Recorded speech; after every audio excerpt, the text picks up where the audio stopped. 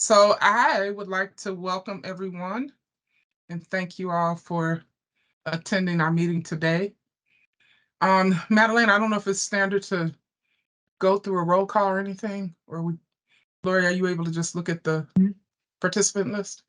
Well, so Christina oversees this meeting, but we don't usually go through all the attendees, but we ask if anybody new is here. And I know we wanted to also make sure to introduce Maggie this time too. Yes, absolutely. So that said, are there any new attendees today? Raise your hand. Who is this? Pratap Oh. Singh from K Singh.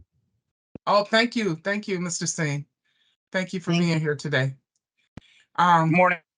Good morning. Anyone else? Hendrickson, SCH. I'm sorry. Sorry, Maggie has Darren. Yeah, good morning. So my name is Darren Fortnam with short Elliott Hendrickson, SCH. I'm driving. I should be able to park and be a little bit better participant in about half hour here, but nice to meet everybody. Nice to meet you too. Thank you for attending today. And just, I guess I didn't follow good etiquette, but my name is Tondra Davis. And for those of you who are new, may not know who I am or whatever, but I am the director of OBOC now. And so I have with me my esteemed colleague, David Hubbard. He and I will be co-facilitating this meeting. He works for DOT as the Business Relations Manager. Yes. Yep, that's about right. Yep. Yeah. Representing the secretary's Close office, enough, right? Yep. But we also we have new to our staff, Marguerite, which she likes to be called Maggie, Givings. And she is our labor development specialist. And she has been a wonderful addition, in given the climate of, construction and staffing shortages and things like that. Her job, and I'll let her expound a bit more, is really reaching out, working with the highway construction skills training, trying to, steer people towards the construction industry, as well as working with career fairs to, have students know about construction, heavy highway construction before, so they can make decisions about their life, right? So with that, Maggie, would you like to further expound upon what your role and who you are? Sure. Good morning, everybody. As Tanja stated, my name is Marguerite. I do like to go by Maggie. I am new to the office as a labor development specialist with DOT as of May 22nd of this year. And I do have a little background working for Department of Workforce Development as an appeals associate in the unemployment division. And correct to expound a little bit on my position, my main focus is outreach, support, and helping to strengthen and grow the HCST program and getting information on the program out to everyone, strengthening the connections between the providers, participants, and the DOT. Excellent. Thank you, Maggie. You're welcome. All right, David, do you have anything you'd like to add? Nope. Thank you, Chandra. I just want to welcome the new folks that are on the call and Maggie especially. Thank you. Thank you. And thank you to those who are presenting on the agenda today. So thank you for that. All right. So with that, we will move forward, and I seek your assistance, Madeline, if I get off track in any way. You could put the wheels back on the train here.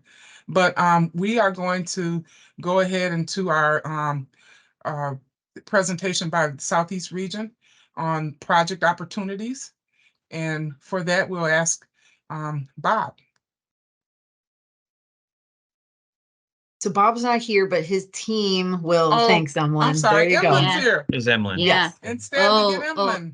Keep your expectations low of Emlyn. No, No, it's even better than ever. Okay. They're higher now. Thanks, Emlyn. All right, Yeah. Emlyn, if you could. Thank you. Yep, we've got a lot of our project chiefs and consultant services folks on today. So David, are you going first? I can't remember, you or Jeff? Oh, David, you're on mute. And at the I'm beach. sorry, thanks. I was on mute. Yeah, Bob suggested for me to go first. I like leading off and go on with my day here after my my sharing of the information. I think Bob kind of made a few suggestions. He wanted us to report out on the I-43 overall program with the recent letting for the Mequon Road interchange, and then give our a full report card for the 50 major project as far as what we have accomplished. And then as far as the local program, he also would like us to share upcoming opportunities. So that's what I'm going to try and cover this morning. So quickly, I'll start with I-43. The I-43 major project goes from Silver Spring to Highway 60, Silver Spring interchange to Highway 60. That's roughly about 14 miles, and of which 12 miles is already underway. With the recent letting of the Mequon Road interchange, that would cover the last 2 miles. We had a very successful letting for that package. The project came in, well within the engineer's estimate, and the DBE goal was set for 8%. I know that Bob has suggested perhaps we can share the committed amount or the committed percentages and perhaps some subcontractors.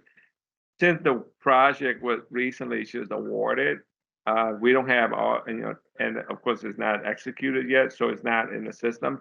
So we would, we're going to report that out on the next quarterly meeting. But from overall program for the rest of the other packages within the corridor, I'll start on the north end and work my way back to the south. The north end, the goal was set for 10%, and we got a contractor, Michaels, and their sub committed to 12%, and the project is tracking very well. County Line Road interchange, that project is about to be wrapped up here. The goal was set at 10%, and Hoffman committed to 16%. So we were very happy to see that they came in way over the 10% that was set. And then the south end, the goal was set at 12%, and they came in at 16%. So all of the three ongoing packages are tracking very well. And I did speak about the Mequon Road package. Yeah, that was set at 8%. Quickly here, I'm going to cover the Highway 50 program. Highway 50 was a major project. The final amount for that was $92.8 million. The project goes from roughly 118th Street all the way to 46th Street on Highway 50 in Kenosha County, well into the city of Kenosha. The goal was set at 15%, but then luckily throughout the project, the contractor were able to add additional DBEs, and that came in well over the 15%. The final number, the percentage was 23.5%.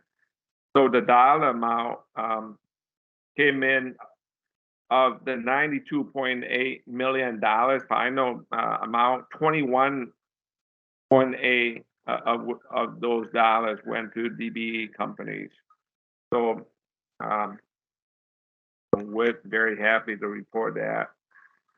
As far as local program, I know Deb is going to speak to the overall region opportunities, but I'm going to refrain from taking away her thunders. But for the local program, that's also in my group. For construction next year, we'll have somewhere between 23 to 30 packages for construction management for varying from different sizes. So with that, that's all I have, unless somebody got a question for me.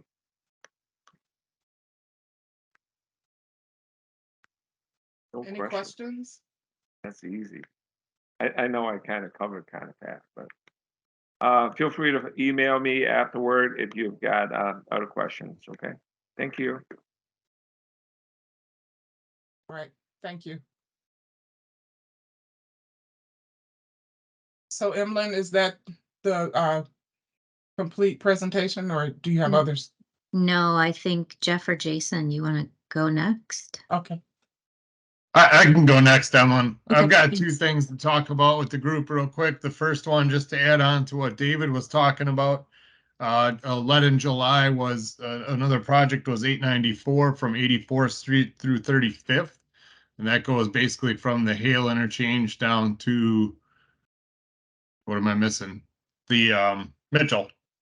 So that was about a $60 million let, and there was an 8% goal on that one as well for DBE. So decent opportunity for folks on that project as well. The other thing I wanted to switch gears real quick and talk about, and I'm going to try and throw something up here on the screen in a second, so bear with me. And it doesn't want to participate. There we go. As we had, and Maggie might be interested in this discussion particularly. We had a recent lead on excuse me, I-43. I gotta find it again because it disappeared. Here it is. I-43, our Brown to Capital project in Milwaukee County. We added this ASP, this additional special provision.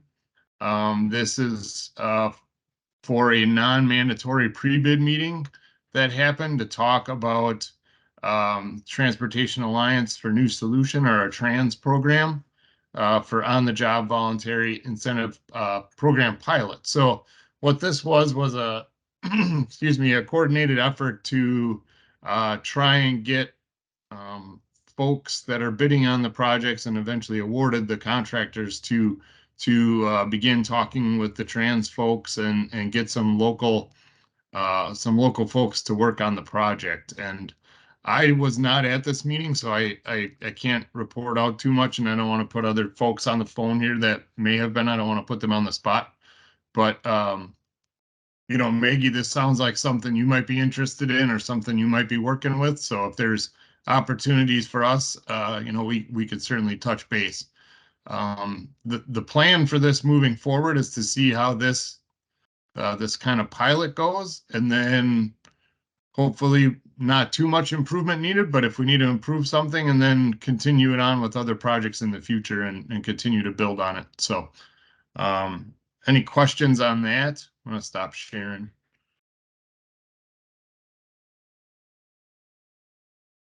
No questions specifically that I have, Jeff. Thank you, but I will reach out to you in regards to that. I do have some information to report on with that today.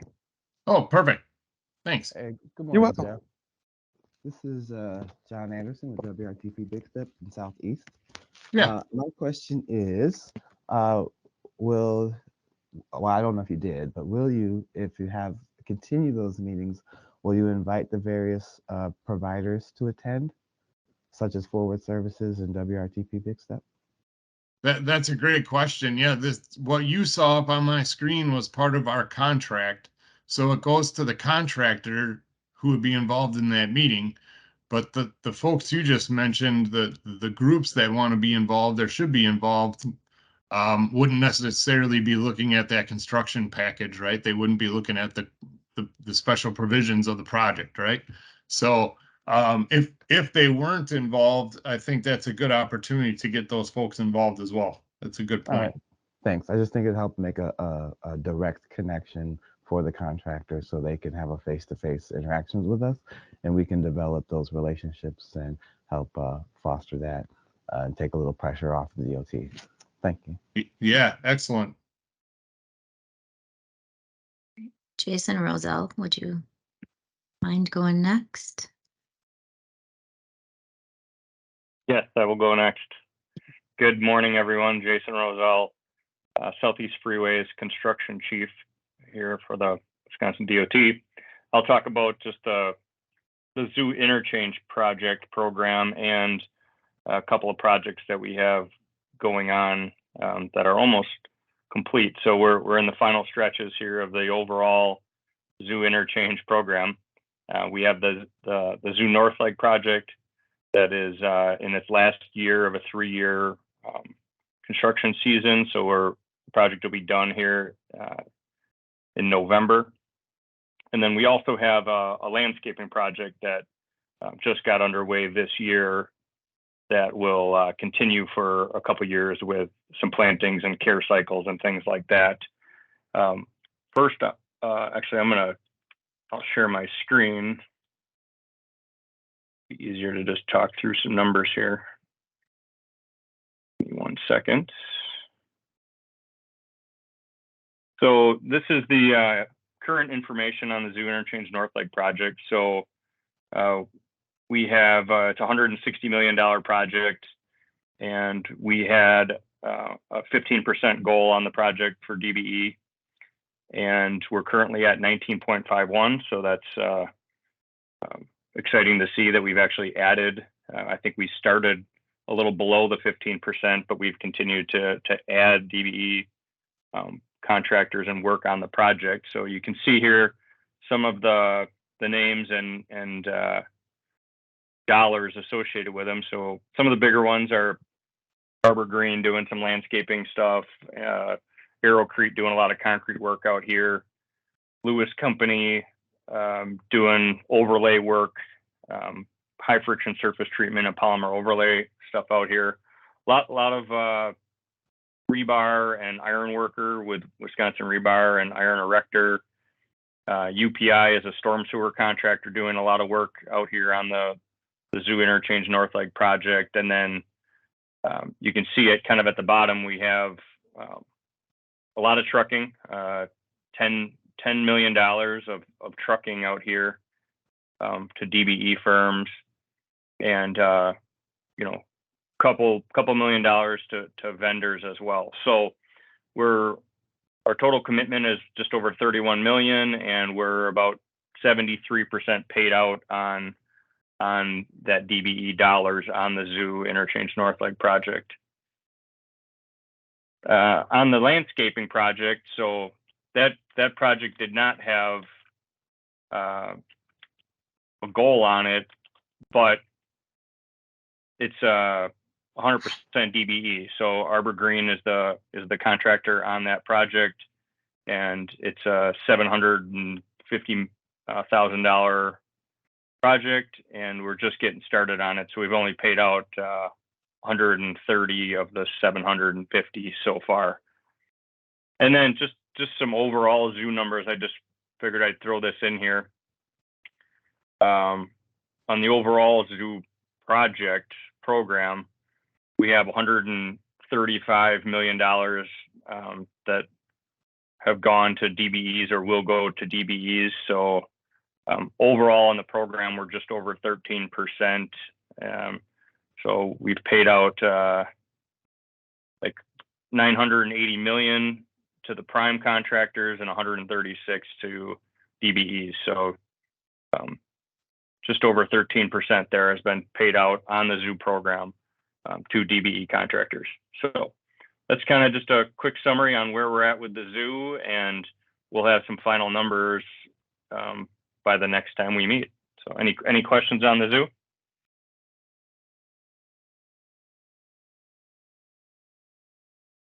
Okay, thanks. Thank you. And maybe we'll just wrap up with Deb looking forward to the construction fair and other upcoming opportunities. Yeah, thank you, Emlyn. And I'm Deb Evers. Good morning, everybody. I'm our Region Consultant Services Supervisor. So I just want to share some opportunities. And the good thing is also these have been posted on the web, which I sent a link to that. So if anybody didn't get that and wants to get on that list, let me know, and I'll work with central office to add you to that distribution list. But good news, we have set a date for the construction fair, Wednesday, September 20th. We've decided we're going to continue with the construction fair virtually. Seems to work better for all our consultants who are obviously in the field, and because that time of year things are very busy. on construction. So we ask that all firms, if you're interested in being a prime consultant on a construction project, that you do participate in that. And even if you're looking to just be a sub-consultant, it's kind of nice for us to get to know you and get to know your folks. So, and especially that it's virtual, it's pretty economical now to participate in the construction fair. Like David mentioned, we've got about, at this time, 53 total construction projects, 23 right now in the local program, but that could always increase, and we can make addenda selections. So it's really important that you do participate in the fair, so then we can choose you for those addenda projects as they come up throughout the year. Jeff, do you want to touch on East West, or would you like me to touch on that? You're on a roll, Deb. Go ahead. All right, here we go. This also just got published for preview. We have a direction that we're going to go with the I-94 East-West final design. We are going to break that up into 2 packages. West Leg final design will be 1 package, and then we have combined the stadium interchange and the East Leg. So we're going to hold interviews separately for each of those. So it's a good time to get with some of the prime consultants. And if you have an interest in participating in those final design efforts, those interviews are going to take place on Thursday, September 28th. So keep that in mind as you go forward. We are going to hold back and we're going to solicit for what we're calling offline alignment or off alignment project design, smaller projects. Those you'll see on a solicitation in the future. So stay tuned for that. And then just kind of summarizing overall opportunities for our fiscal 24 program. We anticipate about 25 or so design packages on the state side, 15 in the local program as it stands now, but we anticipate that that number is going to go up as the project applications are processed and more projects are created. So the locals do solicit for their own projects. So stay tuned to the local municipality websites for those opportunities. So any questions? Otherwise, thank you. Okay. That's what we had for you today, Tandra. Well, thank you for that information. Does anyone have any questions regarding Southeast opportunities, events? All right. Seeing none, we're going to go ahead and move further into our agenda here to item number 3, where we'll talk about DBE utilization and goal setting, and that will be Madalena, Benji, and I. So Madalena, you want to go first? Yes, thanks. And Benji's out today, so I will do a dual role. Thanks again to the region. We really appreciate the work you do with us on collaborating before we set goals, as we've set goals, as we're tracking participation. So thank you for that. I'm going to share my screen and go through this presentation. Now, once I'm on full screen, I can't see if you have any questions. So maybe Tandra, you can just watch and let me know if Absolutely. anybody's got a question for me. So I'm going to go through the projects also that the region covered, and we'll go in depth a little further in a couple areas based on what this group has asked us to present. So this is the Highway 20 project that did not have a consulting DBE goal, but has achieved at this point 15.12% of that total consultant contract. And you can see here how that splits in the demographic of the contracts there for the DBE portion. This is the construction piece of 20. And we're looking at our commitments versus what came in at goal. So the goal was 15%. Goal was met or exceeded. And right now, when we look at the commitments, we're at about 34% of that total contract, which splits into these various groups. And sometimes it's helpful to see the numbers that are ordinarily flat in kind of a visual representation like this. And then if we take it one step further into 20, you can see the types of work that these ethnic groups are doing. So Native American male had 1 electrical contract. Hispanic Americans had mail 3 trucking contracts. So if you want to delve into this a little further afterwards, we can provide the slides to you and you can look at what each of the groups are doing on this particular project. We move on to Kenosha. This is also the consultant piece. There was not a goal on this project, but did achieve 17.96, so almost 18% of the contract. We don't see this move very much on the consultant side unless there are amendments and additional dollars are added in. So you can see sort of the splits here, and because there's more than one contract, there are 2 non-minority, 1 subcontinent Asian American, 1 Black American. And if you are ever wondering why we use this particular language, it's because this is how we report to FHWA, and these are the categories they give us of the ethnic groups. So we just want to be consistent. If you're ever looking at the uniform report, you would line up the groups. So that's where that nomenclature comes from. This is 50 for the construction side. There was a 15% goal. We're currently at 27.46%. You can see the split here again, 18 contracts and non-minority, 37 contracts for Hispanic Americans, 3 Native Americans. When you go further in then to this graph, then you'll see how that splits out. So what was in each of those contracts that we just saw in the pie graph. If you were looking at the Hispanic American contracts and there were 37 listed, well, you can see right here, those were 37 trucking contracts. The female Hispanic American trucking had 6 contracts, but you can see here they were for significantly more than the 31 contracts Hispanic Americans had. So this can be useful to you as you're delving in a little bit. Here's the zoo that Jason had talked about. This is the consultant representation again here. There may have been an original goal on this that carried through. At this point, the consultant portion is at almost 11%. In total consulting for DBE participation, and you see the split here.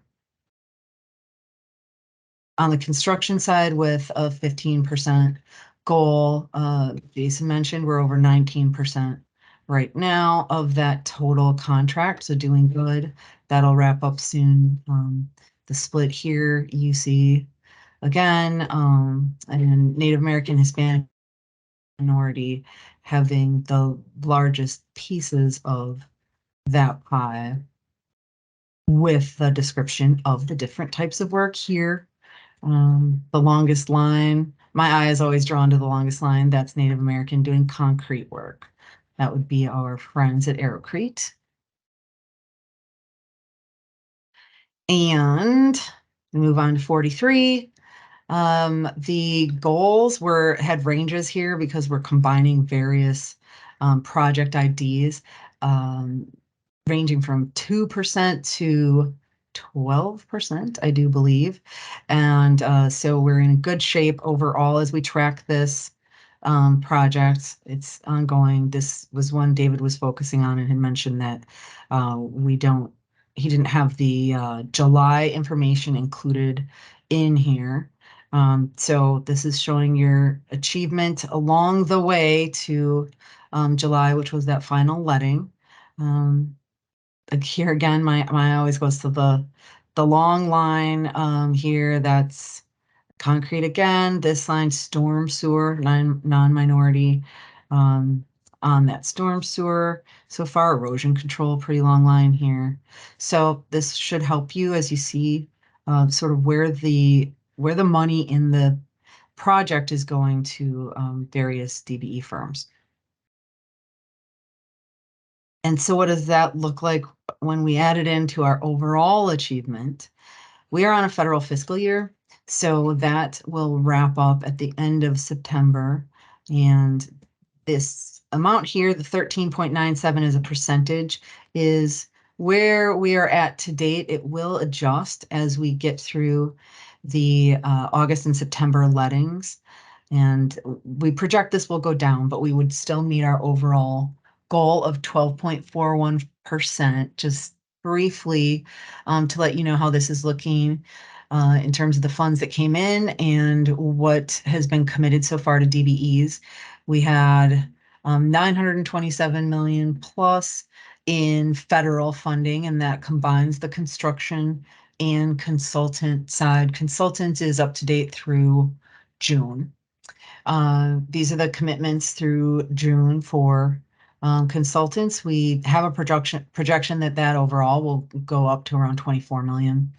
DBE construction year to date, this 106 million does also include our modifications of this 19.7 million that came in after contract execution. I mention it every time, but this is the very important component that we've worked with industry on to continue to use and report DBEs to us throughout the life of the project, and we captured that commitment and add it to our overall. So we're in a good place right now with about 129 million in DBE participation. Our next 2 months each have 2 lettings have lettings with the 2 lettings have 10 projects each. So that are federal funded. So we've got goals on those, and we'll be looking to add some more participation there. So I will stop sharing and see if there's any questions, and then we could just go to you, Tandra, so that you could share our overall goal methodology. Again, we know there'll be some in this audience who have heard Haven't this, heard it. and yes, we want to make sure you all can give this that presentation yourself. So good. So are Okay. there any questions for Madalena? Thank you for that presentation. It looks like we're doing a fairly good job with our DBE participation on the projects you showed us. Any Yes. questions? Yeah, good morning, Tandra and all crew, everybody on. This is Tim McMurtry, NAMAC Executive Director, Infrastructure Business Development. Madalena, thanks for that information that you just shared. Just a quick question for you. Relative to the 2 additional lettings that are coming out, you said with 10 projects each, do you have an idea of the range of those projects in those 2 additional lettings that are coming down the pipe? So are you asking for the type of work in the projects or where they are? The type of work, dollar amount, how big is the pie for folks to be able to kind of, get their ducks in a row for in terms of this nation of, putting some bids into the mix. Yes, and I would point everyone, and I can potentially show you. And if you also look to the back of the DB alert that comes each month, and the DB Prime or the Prime newsletter that goes out, we always include the upcoming month letting opportunities. And so I will try, if I can get there without bumbling around too much here, attempt to show you where this is. So can you see my screen? Am I sharing it? Yes. Okay, so on our newsletters page, and hopefully this will be helpful to everyone. That's our quarterly DBE newsletter. This bid letting updates and newsletters is what goes out to prime contractors, and this is how we're encouraging them to engage DBEs each month. We've got DBE Spotlight here, opportunities, etc. But at the back of this each month are the upcoming letting updates. So this for August is saying in the Southeast and Southwest region, we've got these projects. So these are the proposal numbers, and this is the work we've associated with what we think we've got DBEs to do. And then in certain cases, we indicate that there's a special item. So for DBEs who do this type of work, and also for primes, you're looking to meet that DBE goal, look into certain, there's fiber optic on this. Maybe you wouldn't have delved in that deep, but let's pay attention because that's a specialty item here. So this could be very helpful for you, for anyone on the call, DBEs, primes, maybe even Southeast region. Hey, look, we're got you here. So anyways, I'll stop sharing, but I just wanted to make sure that you were aware, everybody's aware that's the resource, and this you should be receiving monthly as well, Tim. Excellent. Thank you, Madeline. Sure. Yes, thank you. That was a very good resource to share, Madalena. Thank you. I will drop that link in the chat as well. That'd be great. Any other questions? All right. So with Madeline, that, this is, I'm sorry. No, This go is ahead. Tony White from WRTP Big Step, and thinking about the HCST trainees. Is there something similar for us to know what primes and what DBEs may be working on a project somewhere electronically? Just so that we could reverse refer our clients, trainees, to where potential opportunities may be? I'm not sure that we have something specifically that way. You could certainly refer them to the newsletter links, and these are the upcoming projects. Once the projects are underway, as you say, there's always a demand that's ongoing. That might be something that I could talk to Maggie about and see if there's something that we could develop more as a resource that we could provide. Okay, thank you. I just was looking, I guess I was thinking there's a lot of information for the DBE piece of it, but it's like, okay, where do we send you employers looking for potential, employers looking to fill gaps? Right. So, and who those contractors or employers would be. I just didn't know if you guys had like a place where you stored it on your website once something is awarded, or once you know who's working on that project. These are, it's the opposite way, I guess. Yes. About it in that Well, way. and to that end, I mean, we do have a contract log. And so that will always show you, what projects were there in the letting, who was the prime that project was awarded to. And so I can share that link as well, if that's something that would be helpful to you.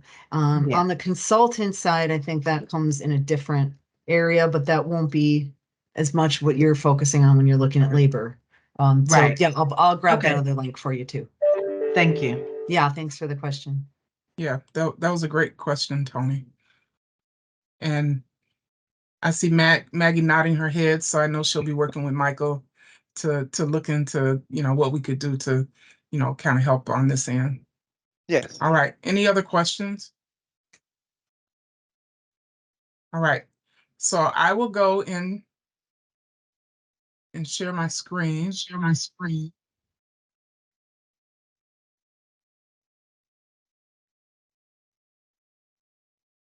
Getting a little feedback.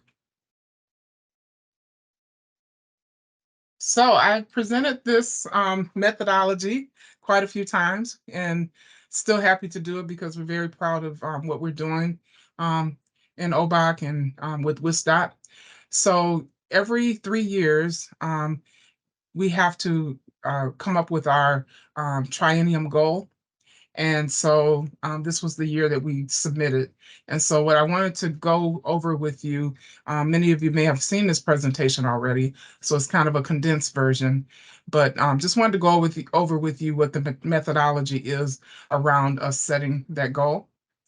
As many of you likely know, for our DBE program, it's in place because because we receive federal assistance funding from US DOT, we have to make sure that when we distribute that funding and award it, that we have to make sure that there's no discrimination.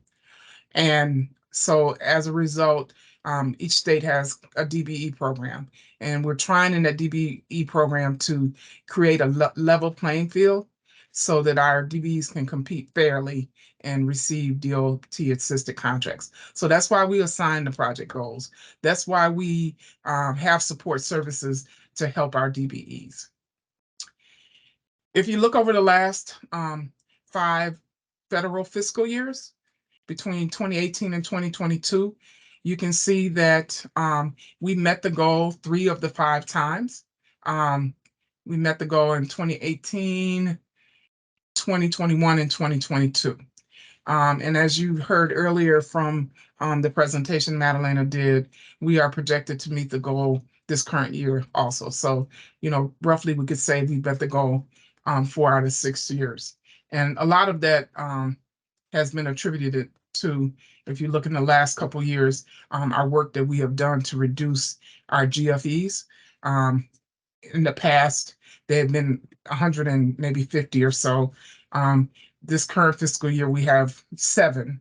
And the fiscal year only has 2 months, federal fiscal year only has 2 months remaining. So we're doing a great job there. So as we look to our new triennium, 2024 to 2026, we can see that we will have about $3.8 million in funding for highways, heavy highway. If you compare that to our last triennium, federal fiscal year 21 through 23, we only had 2.2. So there is a $1.5 billion increase, which is about 70%. And so we want to make sure that our DBEs are able to be a part of that growth. And so of that, $101.5 billion increase, 68% growth. And so we want to see our DBEs grow in attainment, and that is how much money they receive, actual dollars. We also want to grow in the number of DBEs that we have, the work types that they're able to do, and also in location. And I'll explain some of that.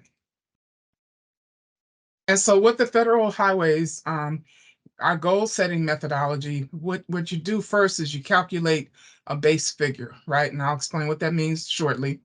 And then you look at that figure, that percentage, and you say, is this really where we want to be? And you look at considerations in your state to tell you whether or not it would be good to adjust the base figure. So some of the things you look at are location of contracts, where they are in the state, which regions, the types of contracts you have. So that means kind of, what are the work types available, versus what your DBEs have expertise in doing. And you also look at your past attainment. And from that, you can set your DBE goal. Part of that also is the race, gender neutral and conscious split, which we won't necessarily go into in this presentation. So calculating our base figure. Really, with the DBE goal, we want it to be the percentage of DBEs that are ready, willing, and able, RWA we call it, available to do the heavy highway work as it relates to the universe, so all the non-DBEs and DBEs who are available to do the highway work. So in our numerator, we looked at the DBEs available, and we found 433. So we look at our DBE directory, as well as the DOA MBE directory, and other sources where we know that DBEs are housed for heavy highway work. So that number is 433. Denominator, we add that number 433 with how many non-DBEs who are available for the heavy highway work. So looking at who's submitted, who's been awarded projects, who's submitted projects, and we looked over a span of about 5 years, or of 5 years, I shouldn't say about 5 years. And so when you do that math, the base figure is 11.94%. And as you may know, our goal for the federal fiscal year 21 to 24, or 23 goal, it was 12.41%. So that base figure is lower than what our goal is. So as I said, we look at the information about what's going on in our state, and then we decide whether or not we want to adjust it, right? So if you look at the location of our DBEs across the state, and the map, I know it's not, clear in the colors and all that, but if you just look, you can see that in the southern portion of the state, that's where our DBE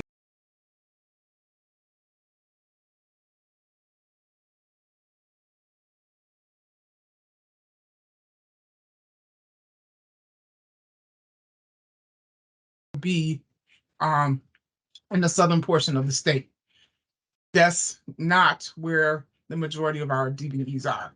And then in the north, we have about 52.5%. And if you look at the last triennium versus this triennium, you'll see there's about a 15% shift or whatever. And so, you take that information in and, kind of say, well, we know that there's going to be more work in the north. Our DBEs going to travel like they have done in the past, but it's something that we have to consider. The next consideration we had was the type of contracts. If you look over each triennium, you can see this column with the difference, right? And it shows the percentage change. How much more or less are we, do we have in funding for each of these work types, right?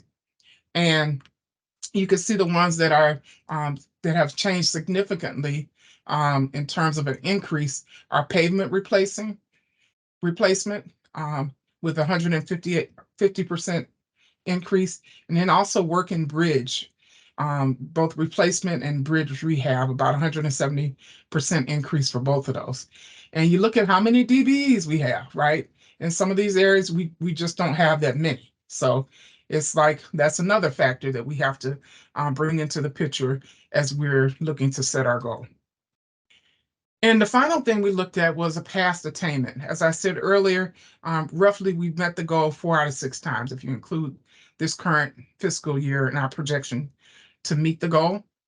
And so what you do with this, sorry, there's more math here. As you look at our base figure, which was 11.94, right?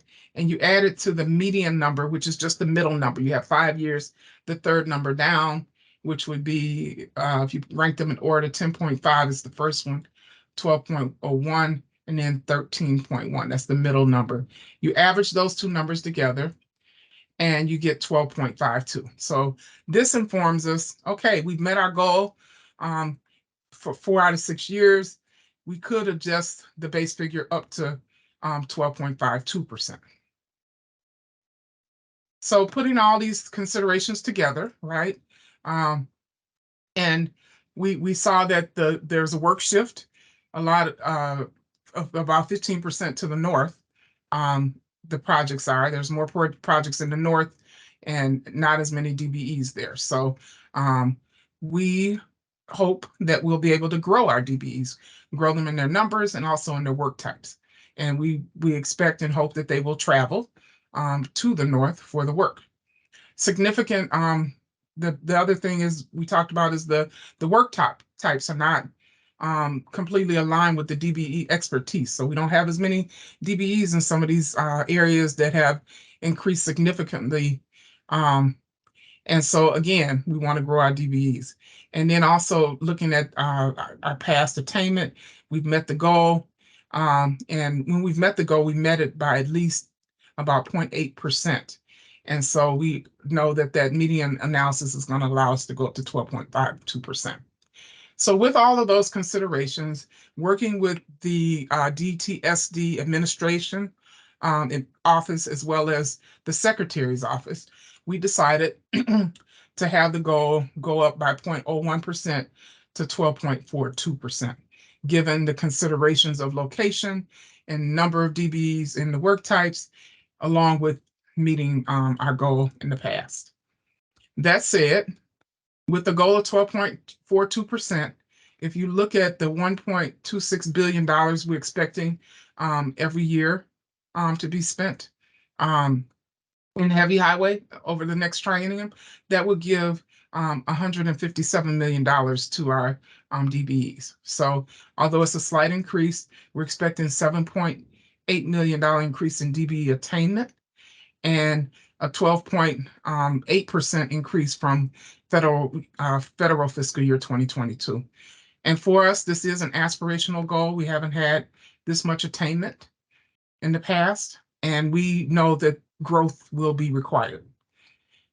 And so we have our work cut out for us, and we're hoping to leverage partnerships with folks like you all so that we can grow in number, grow in capacity, expand locations. And then also we want to make sure that we're educating our DBEs around all of this, how our state processes work, how to prime, and then even soft skills and business acumen. So those are the things we're hoping to do. We have a pretty good success rate. The last 3 years we will have met the goal. So we're excited about that with some of the programming we have to offer. Our mentor protege program. We started a new coaching thing. We have a growth plan that we are developing. And so we're excited about the goal and excited about helping DBEs attain more.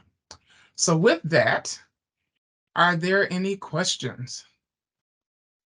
And Madalena, can you help me on this end, or David? Because I can't see right now. I don't Well, see hi any there. hands up at the moment. This is John Anderson. Sorry, yeah, Hi, John.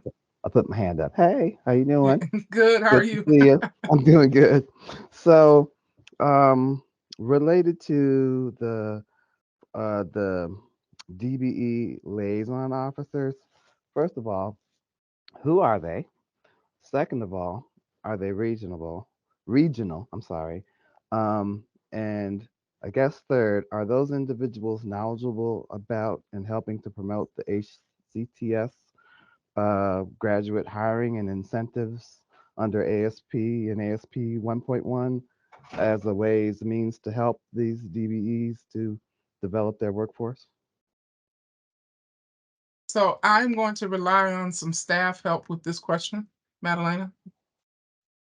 Yes, thanks. John, are you referring to the DBE liaison officer that's outlined in regulation Yes, 49 I am. CFR part 26? Yeah, Okay, I'm trying so to see, is that a person? Who's that You're person? that's talking to me. her. That's Oh, me. hey, okay, good. All Yes. right. So each recipient, that's the language in the regulation, right? So that's each state or entity that's reporting to one of the modes, FHWA, FTA, FAA, all of those end up needing to have a DBE liaison officer who then is responsible for the implementation of all of the modes of the program and reports ultimately to US DOT. So that role is related only to implementation of the DBE program. So there isn't a role there that is specific to labor development. So we do rely on our FHWA partners to help us, and Michael Stouty or Maggie could speak more to how we do that in working with them or various grants that we can pursue. But the labor piece sort of falls outside of DBE in general, even though obviously DBEs do need labor, right? And Mhm. that's a serious consideration for us, but it's not one of the responsibilities named for the DeBello. Understood. Under the business development program component, is there a lead coordinator who oversees the mentor protege programs? Internally, that's Rosalind Roberson. And then we also work with consultants who help us with the various pieces, putting those together. There's a construction portion where we have emphasis on mentor protege as well as consulting. And then Tandra mentioned we have coaching. That's another step where someone maybe doesn't quite need the full mentor protege, but needs help in a particular area. But again, those are business development focused. So there isn't a specific labor piece there. Okay. If that makes sense. It makes perfect sense. I'm just pondering if there's a way that we could somehow insert ourselves into that conversation under the auspice of just trying to help them Mhm. and or let's say educated and informed. And I know Rosalind probably eats, sleeps, trans, HCST, but just maybe a deliberate kind of, hey, we want to, as we're helping you with this guidance, which is our primary role, we also want to inform you about this because Mhm. we know that in my experience, one of the major downfalls for our DBEs has been a capacity, and sometimes it's not just from the financial side as far as Right. but Labor, right. sometimes it's labor, sometimes Mhm. and good labor. And then how do they make a correlation to the related incentives that may help to offset their costs So how Mhm. can they be strategic about accessing labor, which then in turn helps us, the providers and DOT, to see that we are fully, exhausting and utilizing the individuals who we're fostering and training and bringing up, and we're kind of like making this circle. So I'm Mhm. just kind of putting it out there. Yes, I think that's great. And Maggie's going to be the perfect person for us to be coordinating more of those efforts. As labor transition from the DB program over to the compliance team. Now there's dedicated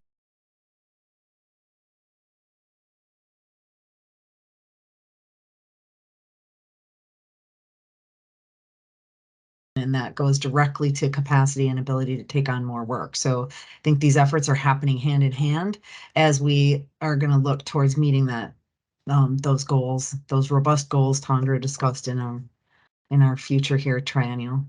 Okay, Yes. Maggie, you heard that. I want I to think jump she's in, ready for the John. task. I have my work cut out for me, but I will work at it diligently. Right.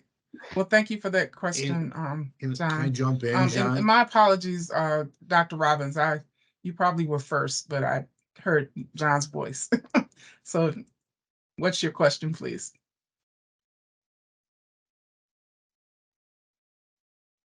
You're on mute still. Oh, I'm sorry. My question is very quick. One, I want to thank you very much for sharing that presentation. It helps for us to be mindful of how the formulas are. Should we expect or may I request that you send a copy of your presentation out so that we can educate the rest of our teams? Absolutely. I think as a part of this meeting, they will share my presentation with you, with everyone who is on this call today, or Okay. even invited to the meeting. All right. Thank you. You are very welcome. All right, Michael? I just want to follow up with you, John. You actually have a person on your team, Tony, who is part of our highway construction workforce partnership. And that group is looking at additional initiatives. We just performed a needs assessment. And so if you have recommendations, I suggest you talk to your teammate and have them share it with us because we're doing exactly what you're asking. And we've been working on that for several months. So touch base with Tony and continue to provide. And we just had a check in with you not too long ago too. So I know we've got our a lot of efforts in place and we want to continue to strengthen them. Thanks. Thank you, Mike. All right. Are there any other questions on goal setting? All right. John, is your hand up again or? No, okay. Just wanted to be sure. All right, with that, we're gonna move on to labor utilization in the Southeast region. Maggie. Good afternoon. Happy summer. Hope everyone has been enjoying the weather. I'm sorry, can everybody hear me? Yes. Okay. I would like to pull this document to share. One moment here.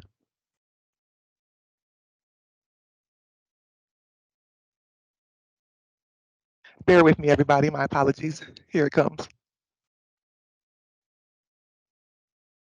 And can everybody see my document? Yes. Yes. Thank you. So today I'll be sharing the data information on the DBE Advisory Committee Labor Data Report for the reporting period of March 31st through June 30th.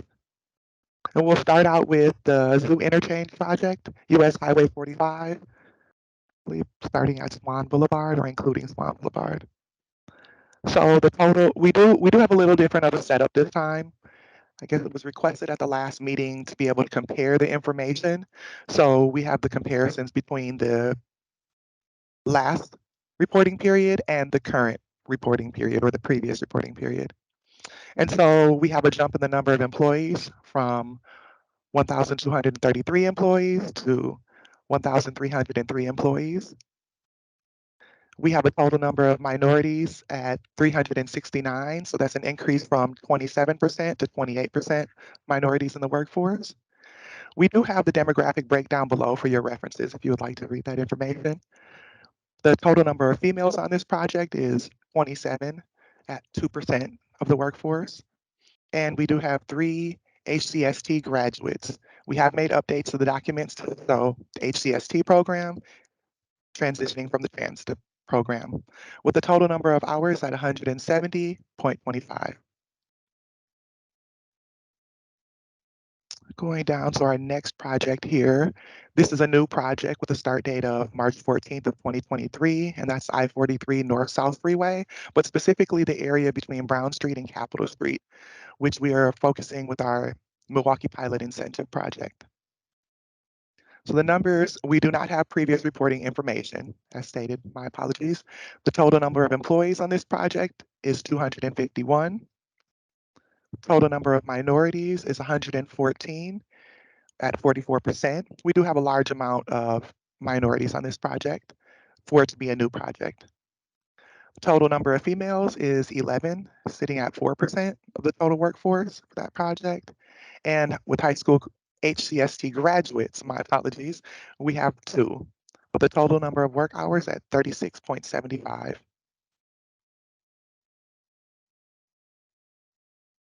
So our next project here, third project, is the South 50th through 75th Street Kenosha project. The start date of March 1st, 2021. Total number of employees is 1,127. Total number of minorities is 581. And that is a drop in percentage, but it goes from 42% to 41%, but that is due to the increase in total number of minority or employees, which changed the ratio. Total number of female workers on that project is 34, with 3% of the workforce. And we have 6 HCST graduates. And if you notice here, they were able to log over 1,000 hours between the 6 graduates. So that's good utilization of work hours for HCST graduates.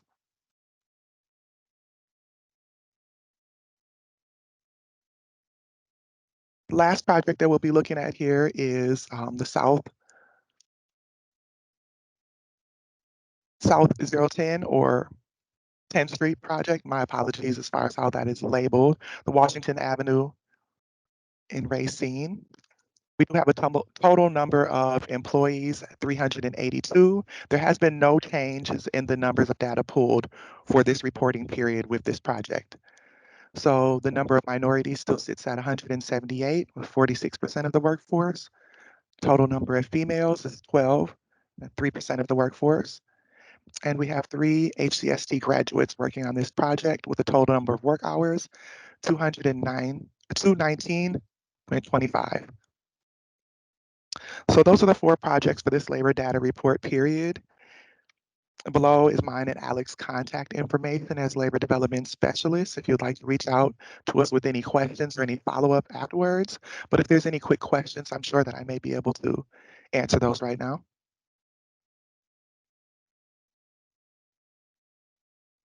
All right. Anyone have any questions? All right. Thank you, Maggie, for your report. You're welcome. It's good to Thank see. you. Someone put in the chat that it's beautiful to see the participation as they drive, the minority women and men also working on the project as they drive in from Sheboygan to Milwaukee. Yeah. So great job. Oh yeah, that was you, Thank Tony. you. Thank you. Thank you, Tony. Nice. Very, very good. So with that, we're going to move on to our subcommittee breakouts. We're running just a bit behind schedule. So I believe, Christina, you put us in the rooms. So we'll go either into the business committee or the labor committee. But if you could still have us come back at 11:50 so we can strive to be on time. That's okay. Okay, sounds good. I'm hitting the button to send you in there. Thank you. I appreciate it. This plan with you and it starts developing, that there are pieces of the plan that you'll be able to take to your own groups, whatever your constituency is, or you as a business owner, the ways that you can see to help us with the development of this plan and also the carrying out, because we know we don't have all the answers and all the ideas, right? We kind of have a place to step from, and then we need you to help get us there. So with that, and we've got a lot of people in this business subcommittee this time, so this is great. I just want to make sure I know, Darren, you're new to the meeting overall, so thanks for joining us. So Darren's at SEH and newly paired with a DBE as consultant mentor protege program. So we thank you for doing that. Absolutely. Nice to see everybody. Yeah, thank you for being here. And I think everyone else, I'm looking through the list, has been here at one point or another. And I see Lamont is here as well from Milwaukee County. And so Lamont, I know I always kind of put you on the spot, but anytime that you're feeling like you can add to what I'm suggesting or saying based on what Milwaukee County is doing, I think that's always really helpful, particularly as we focus on Southeast region here. So, so I'm going to share my screen, but I won't go full screen. So that way I can see. Oh, maybe it's too small. Okay, I'm gonna go full screen. So tell me if there's questions or just talk. That's fine. Okay, so my team has been working on an initial plan for recruitment and retention. And so I'm going to walk through these steps here. I'll stop at parts, but again, interrupt me if you are so inclined. So first of all, we really need to look at what is our current terrain of DBEs? What have we been doing? What is happening with the DBs who do participate, right? Our data shows us who is engaged, also shows us who isn't engaged. So we can draw a lot from that and then compare to what we know our upcoming projects look like, what the upcoming triennial looks like. And that helps us in comparing, who's on the directory right now, both construction and consulting, who's engaged of those DBEs, who isn't engaged. So those are the ones we're really wanting to figure out how can we engage you, if applicable, and then where is our gap? So even if we've engaged everyone that we can on the current directory, we know we're still going to have some holes. So that's sort of what's in this exercise here. And the where it's noted that it's ongoing is that those are just activities that we're always needing to look at. And so from engineering and from support services aspect, we're keeping in touch with DBEs, with regions, with primes, really collecting information along the way and intervening or providing advice and support where we can. And so that won't change, but we just foresee doing much more of it. And then, of course, we're looking at what are the types of things we have been doing for outreach and what information did we gain from that. We've combined that along with the information that's come out of the UWM report, in which they did surveys with primes, DBEs, other state DOTs, and they also did interviews with primes, industry representatives, and DBEs. And so we've got their work, our own outreach, those 400 plus phone calls that we had done last summer, and continued interaction as new DBs come onto the directory now. And then the surveys we sent out to primes asking for feedback on DBEs, sent to DBEs asking for feedback on primes. So we got all this knowledge and information and data that we have now combined to say, okay, so here's what the terrain looks like to us, and we've got a solid sort of base to go from. All right, so that's the first piece of really what did we do, and then how do we go forward from there? Because, while we have robust goals coming up and these great opportunities for DBs, whether or not we were, increasing funding by 68%, we would still be focusing on how do we bring more DBEs into the program? How do we let more businesses know this could be an opportunity for them? How do we support our existing DBEs? So, so this is really part of our program that will continue and be something that's supported throughout, and it's kind of a living activity rather than, you know, we're just going to try to get this done for the next triennial and then we're not doing this anymore. So when you think of that, you can think about how this resource guide that we are working on, and that may be another area where you can provide some input for us, is combining the resources that we've already listed on our website. And, you know, there's pretty much a list there. Some of these areas we've delved into a little further, like mentor protege or coaching or the mobilization loan program in terms of the services that we offer. But we're going to develop each of those much more so that that is something that can be accessed by someone who's looking at it, and then give us a call and see what we can do to help you connect with those types of services. We're also wanting to create a playbook that is a guide for how you get into construction and consulting. And I sort of see this in a tiered way, because we know that when DBEs come into our programs, some are ready to go. They've worked with the state before, or they've worked on municipal projects, and they're ready to hop right in. Whereas others may have been in business for a while, but maybe not worked with the state, need some more help navigating what it's like to work with the state. And then others maybe were a laborer and now they're just starting their business. And so they're very skilled in the type of work that they do, but not necessarily in running a business. So we're looking at how we can sort of cater the services that we have and the links to our other organizations that we work with, other agencies, organizations, professional associations who can hopefully offer other areas of growth, development, knowledge that are going to help our DBEs grow. So that's this.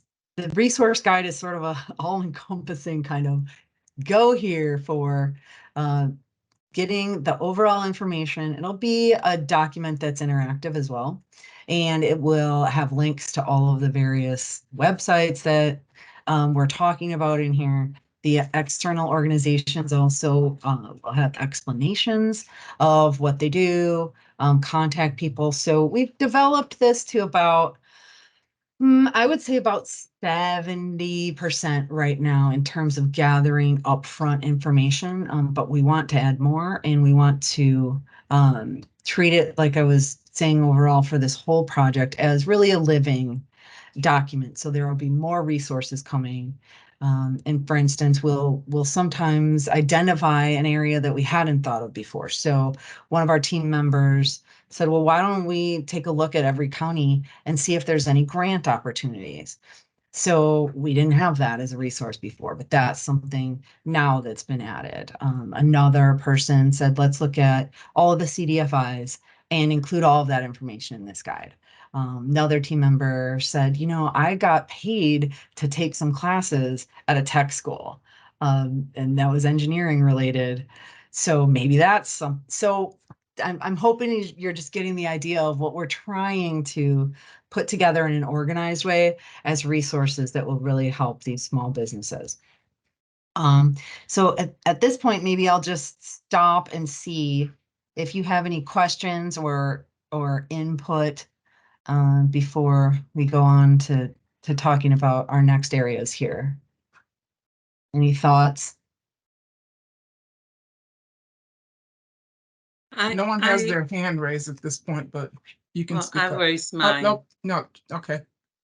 I'll Dr. do Rogers. the right process. I wanted Okay. to know, Madeleine, I think you're in charge of the document.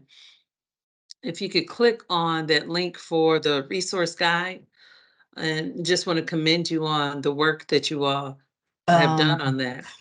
I can click on that, but It's not ready quite yet? It's not ready. Okay. I did click on it. It's not going there. What that, I don't, that's weird. I did click it, but, so yeah, so what that is going to is an overview of documents, which let me see if because I have,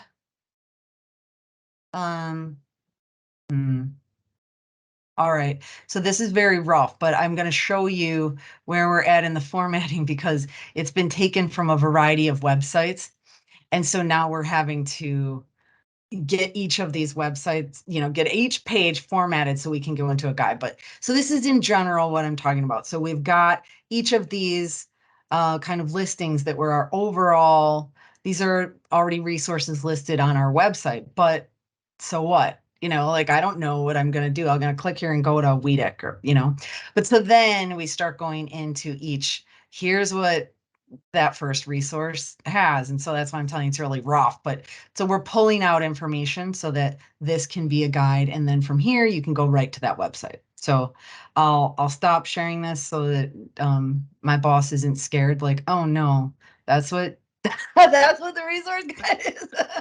No, Tandra, well, don't you told worry. us it wasn't quite ready, but I was very interested in the statement you made about those that are new to consulting and they may have been a laborer and now they're going into consulting and you guys walk them through that process. Is that within this resource guide itself to let them know what are the steps? Yeah. Yes. So that's what would be in this playbook here. So there would be instruction for just how do you figure out in general construction or consulting, and we see laborers go more into construction than into consulting, but we may have had a new engineer, for instance, start a consulting firm. So either way, there are different steps required for each area, and they're pretty comprehensive. And then it's not just what do you need to do if you're a DBE, it's what does WISTOT require in a variety of ways, including how you're dealing with accepting payments or invoicing on the consultant side. How do you do payroll, right? So we have those areas which we were realizing we did a really great job getting DBEs certified, and then that now go figure it out. And so as an interim step, Benji, our program engineer, talks to every new DBE in heavy highway who comes into the program, even Milwaukee County's registrants, so that we can find out what type of services can we offer to you? Can we figure out what capacity you have right now? And that's also where that labor link can come in, because we're trying to figure out, where are you at with employees as well? Okay. For this part of the resource guide, how complete is the DBE playbook? That one is a new addition. So that completion level is maybe 10%. Okay. Yeah. So, if you don't mind, can I jump in here a bit, Dr. Robbins?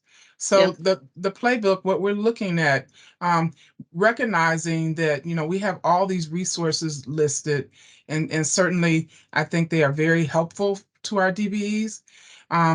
But the idea behind the playbook, and it may, this resource guide may go out first, and then we'll further develop the playbook. But the idea behind the playbook is we want our DBEs to have goals around engaging in our program, right? Is your goal that you want to one day become a prime? Is your goal that you want to build your business skill? Is your goal that you want to learn how to get a contract, or maybe even increase the number of contracts or change your work capacity? So looking at all of that, and we want to have strategies for them, amongst all the resources we have, perhaps recommendations. Okay, so if you want to go down this path of how to become a prime, well, you of course need to understand the business processes that DOT has. You need to maybe take the master class. All these resources, kind of put them together for the DBE. So it's not so much a one-off, I did this, you know, but it's a strategy that I can grow my business to the level that I want to grow it. So we're kicking it off with this effort of the resource guide, but ultimately this playbook is where we want to be, and we see them all working together intricately.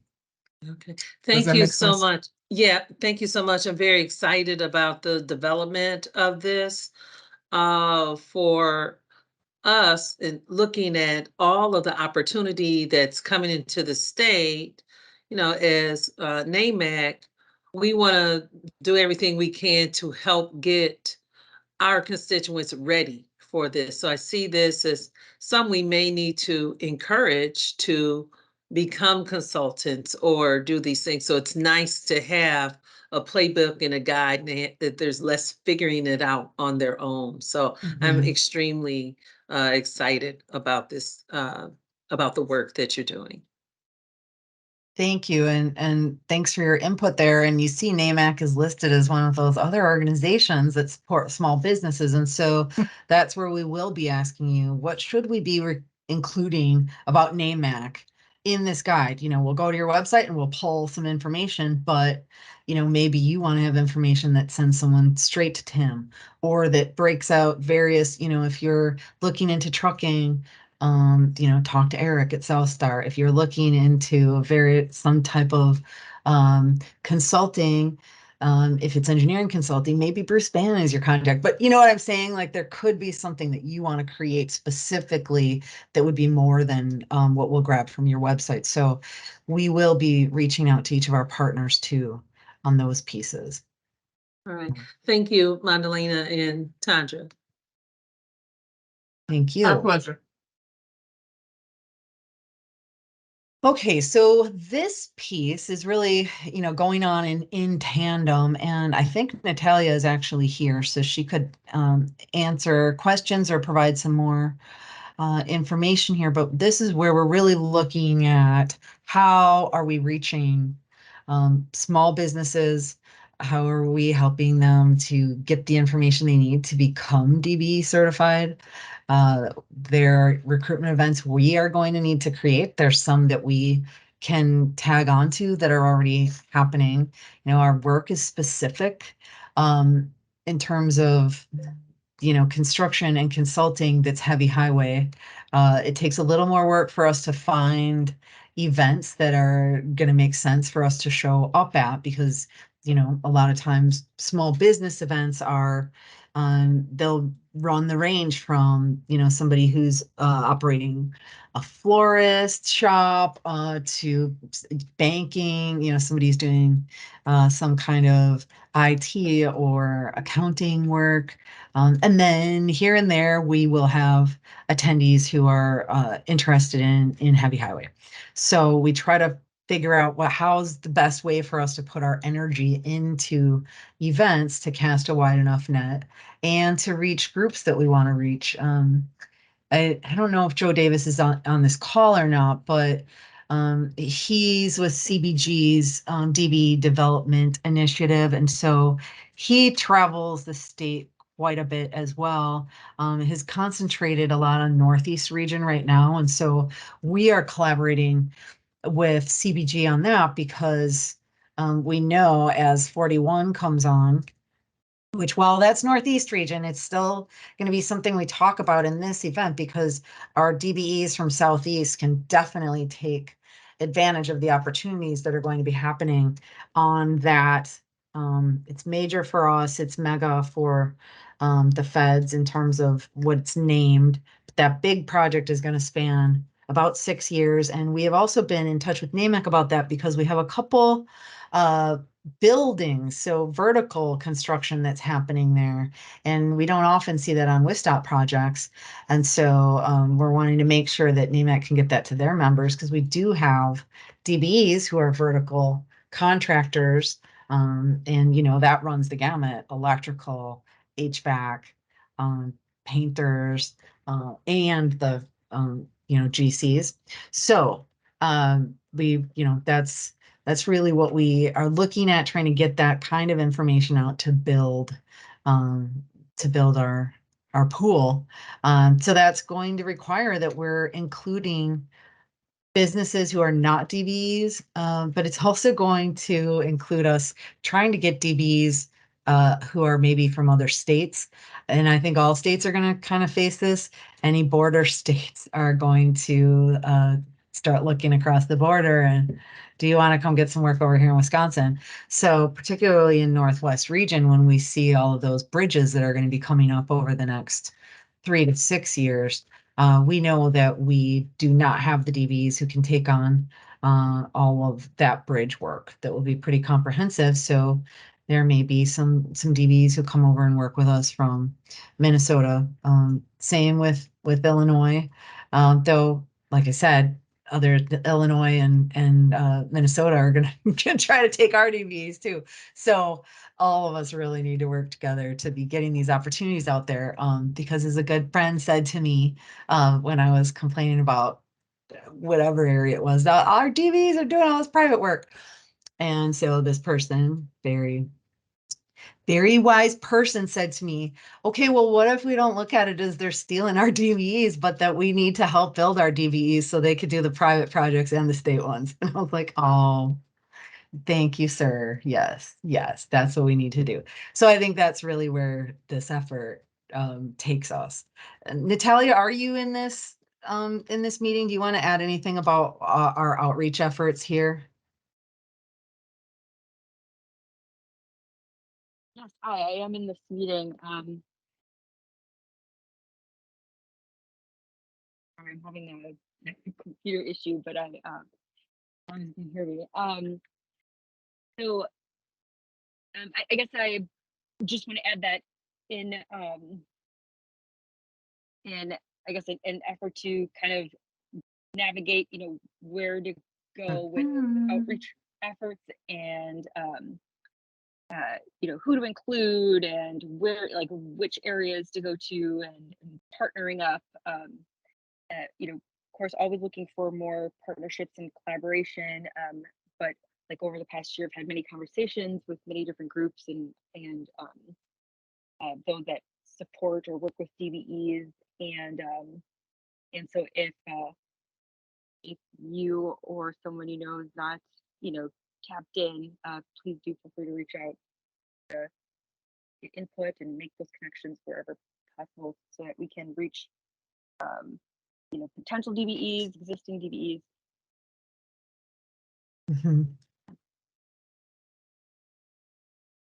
Okay, thanks. I think your audio is going on in and out a little bit. Sorry. It's okay. Yeah, so I think that's yes, we're calling on all of you to help us out here. I am interested in everyone's thoughts about networking. Anytime we do an event, the feedback that we get does support, more networking events. This was the favorite part of an event or the most helpful part of an event. We're looking to expand those events, but also aware that, people have a threshold for the amount of events that you can do just from a scheduling standpoint. How many events can someone actually attend? But then just that it can be a lot to always be on. So I think getting feedback from you and finding where maybe we can shift some of the networking to be hosted by others. We recently did an event on the consultant side that was hosted by Grafe and Singh, who were mentor protege partners. And so we'd like to do one of those in each region. And I think we'll have great support from consultant primes in hosting those. We'd like to do that on the construction side as well. We have upcoming networking opportunities with CBG that we'll do one in September that's still in the works, but November for sure, our DBE 3.0. So we look to what other types of things like that can we do that maybe aren't going to take a whole lot of energy in planning, etc., but that's just like, maybe it's one Thursday a month, there's 2 hours that is an informal gathering at such and such a place, and it's just kind of an open door for whoever shows up. So I'm not sure, but those are the kinds of ideas that we'd like to find out if you have or you could suggest. This feels very weird to me because I have to look just at my screen and I can't see any of you, and so I feel like I'm talking to myself here. What Well, is good morning, good morning, Miss Madalena. You are not talking to yourself. Oh, Ugo, thank you. But I just wanted to say, no, first of all, thank you. Great meeting this morning. Thank you. Thank Tandra, David, and welcome aboard, Miss Maggie. So Ugo, president of NAMAC, Wisconsin. Great meeting. I've been juggling back and forth between 12 different meetings and on my way to another meeting. So I'm trying to be safe because I know these are DOT folks we're talking to, so we don't want to have an accident while we're driving. So I'm trying to practice safety while I'm driving. But no, couple of things I just want to I think the message that you're mentioning is spot on. First of all, on behalf of NAMAC, to answer your first question, we would be more than happy to assist in hosting a meeting with our membership. I think that all the folks on the line bring amazing perspectives that are well necessary. But I think obviously, as you know, I'm looking at the ethnic diverse business community as far as business owners, entrepreneurs that have had success growing their business challenges in the state. I think whenever you're able to get their perspective, our members' perspective, as you mentioned, in a very intimate meeting one-on-one, I think is going to be great. So on behalf of NAMAC, we will be glad to work with you all to host a meeting.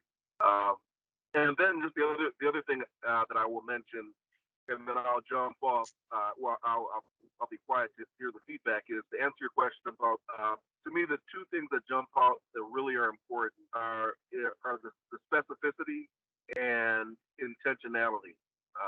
So kind of piggybacking off some of the statements that were made earlier, and I know Tim mentioned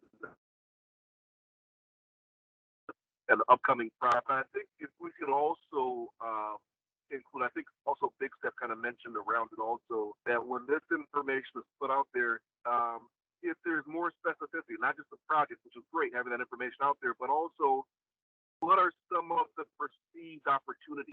So when I mention that is saying, kind of being specific to say, hey, we're looking at these 10 upcoming projects. Hey, we've had success before in the past from DBE firms on these types of opportunities, which will be incumbent or will be present on these upcoming projects. So kind of breaking that out, it kind of helps us as business owners to say, hey, these are things that are applicable to me. These are things that are applicable to our membership. Obviously, when you're looking at workforce development as a business owner, having to know the areas that you're going to be growing in or growing your workforce area in, knowing about the opportunities first is important. And then last but not least is just the intentional conversation. I think or Chandra mentioned earlier that in order for us to achieve the goals and continue growing to achieve the goals, and also especially looking at the ethnic diversity to grow, we have to be intentional. Diverse businesses are going to have to grow in the area that they work for. And so the more that NAMAC can work hand in hand, I think as Dr. Robbins mentioned, hand in hand with NAMAC, understanding what the opportunities are, being able to, guide, mentor, and provide information regarding the opportunities. Financial resources is great, but I think looking at the understanding the opportunities and the steps that this business owner or entrepreneur needs to take to invest in that opportunity to grow their business, the more we're able to play a role in that area, I think the more success everyone's going to have in achieving a BCD. So those are my 2 cents, and I'll be quiet and listen safely as I drive. Great. Thank you for that, Ugo. And I'm guessing you were being safe and not looking at the screen earlier, which is good for you because I want you to be safe. The document that I was sharing earlier to Tim's question does show the breakdown for each of those projects and the work types. So take a look there, and I think that's getting at the specificity you're looking for. But if it's a different layer, let us know, because we do want to. We're always trying to be as intentional and specific as possible on those project offerings to the degree we know them, so that we can make sure that our DBEs know, but also that primes are knowing, like, hey, this is what you can look for here. Maybe that seemed a little hidden in the estimate, but we found it, and we want you to go look for asbestos abatement or whatever, So those types of things. So thank you, and we will be following up with you on networking events, because those are critical. So okay, all of this is sort of the pre configuration phase, right? But it's it's hard to not configure as your information gathering. So that's where we've made that progress in the resource guide, and in creating some of these networking events already. But important to note is that we're also wanting to leverage the videos that we already have, that are training videos from annual events or other training sessions that we've done on our website, so that they are accessible and explicit, and also add some more information, certification videos, for instance. If we're expecting to have an influx of new applicants, then it behooves us to make sure that we've got tools to make that system as accessible as possible, that they know what they're doing. How do we walk them through, give them tips, etc. So those are the kinds of videos we're developing, as well as support service video that I've secured Roz's. She is supportive of doing these videos, and so we'll have some of those words. We've got this resource guide, but maybe if you don't even know to go to the resource guide, here's a friendly person who's just going to tell you, we have these 5 things, go check them out. Just a quick in and out video that also is, now you're talking to a person. And now if you're going to reach out to Roz, you know who Roz is, you just saw her on the video. So that kind of thing. David, I see you just popped up here. Did you want to say something? Or I'm not sure if I only see one person at a time, so now it's you. So maybe I'm gonna make you talk. What does our our relationship development manager have to say? No further comment, really. I think this is a good plan from what I've seen so far, and I think you've done really good work on it. Okay, thanks. You're welcome. All right, so moving into configuration, we're really kind of here in terms of sharing some of this information with stakeholders. But what we will expect to do is our internal focus team, which is essentially the entire DBE team, and we have some consultant help there as well. Really saying, treating this growth initiative as a strategic plan.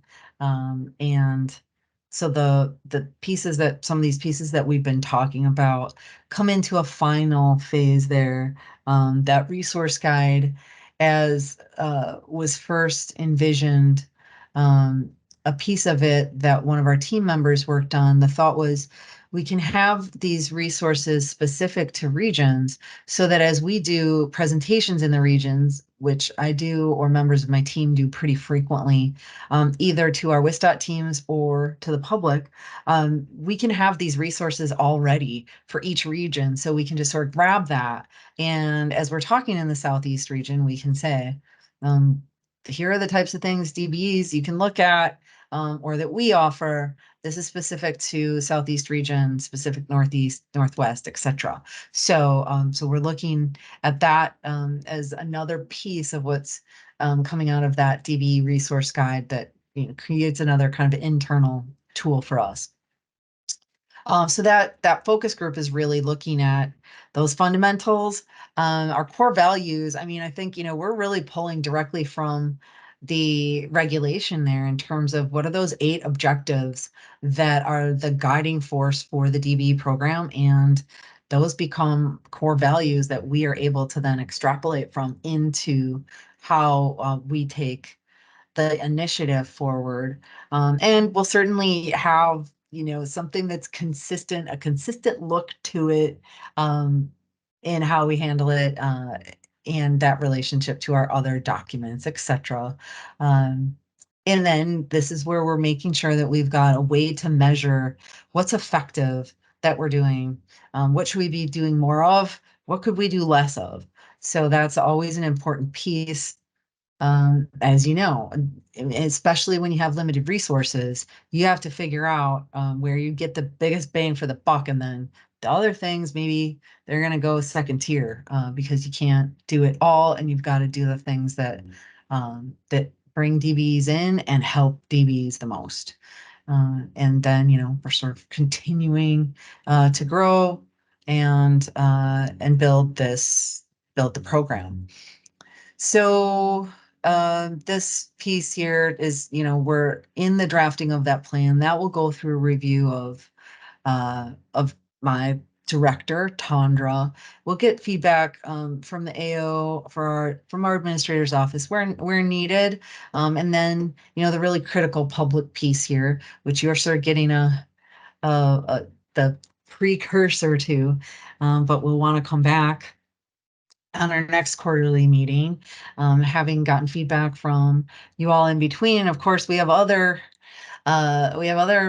stakeholder meetings in between now and our next meeting as well. So those are good times to be getting feedback from these organizations. And then we'll want to be in September here. We kind of have the slated date of really now working with our stakeholder group, seeing if there's someone in each organization who will be able to sort of represent their group, the agency, the professional association, whatever it may be, and then work with your group to bring back the type of feedback that we really want to make sure that we are taking into account in the initiative, so that ideally on this timeline we end up in October with a way then that's the beginning of our federal fiscal year, stepping into that new triennial period. So the piece I haven't talked about that much is the UWM pilot. And that program, if we do obtain permission there, does lay some really great foundation for addressing the concerns that are raised from their report. And that report will become final and public, I believe, at the end of August. So then you'll be able to review that and see their findings as well. But what this pilot would do is have a training focus both on fundamental building your business and then skills training. And we have identified funds that we can associate with training, but we know that we would need to find someone who would be able to coordinate this program overall, because it will be pretty intense focus. And if it's years long, kind of a pilot that would be focused on how do we grow this specific group of DBs, and then can that be something that's transferred into regular practices? So that requires more than just my team working on that. So, okay, I see we're at 11:47. So maybe I could stop sharing or just minimize. Tandra, did you say something? I'm sorry. No, I was just gonna point out the time as well. Okay, great. So why don't I stop sharing and see, and now I can see everyone again. That feels better. Any thoughts that have developed there along the way? Questions, comments? None. Okay. I'm trying to see, Brittany, who is at Double D. Can I put you on the spot, Brittany? What do you think? Or what, I'm not sure if you were part of the conversation with UWM or not, or if you participated in the survey. We did not. But, okay. Is any of what I'm saying resonating with you? I'm not gonna lie, I was checked out for like the last 15 minutes because there was some stuff in the shop. Okay.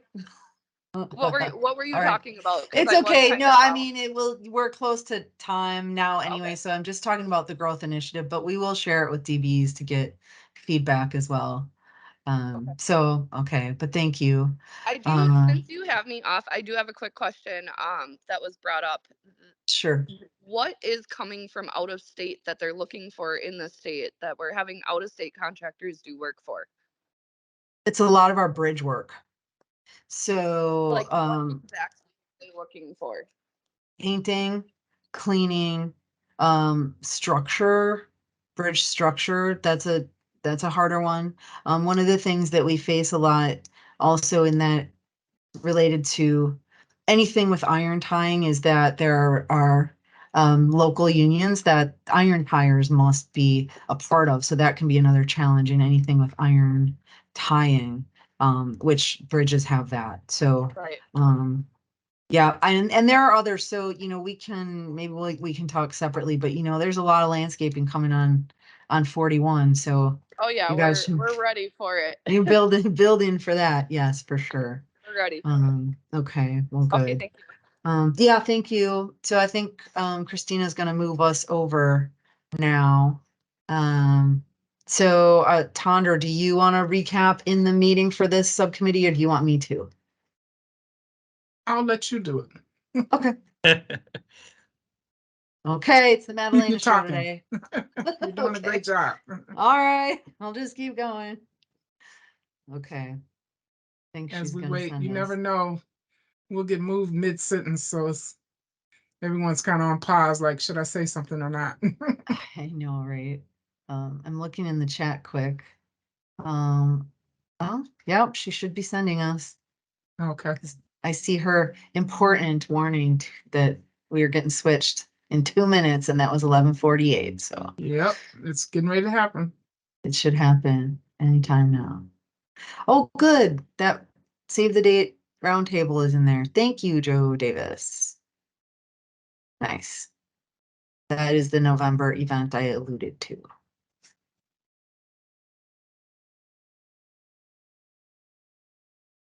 And also, you may have received the save the date for, oh, we're leaving, for the annual event, February 28th and 29th.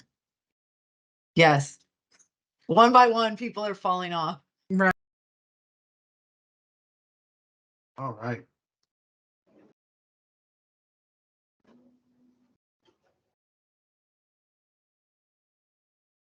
Give everybody a few extra seconds to get put over here.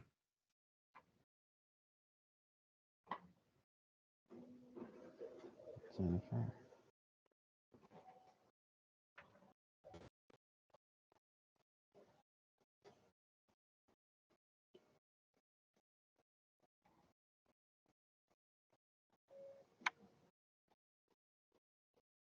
Is everybody enjoying their summer?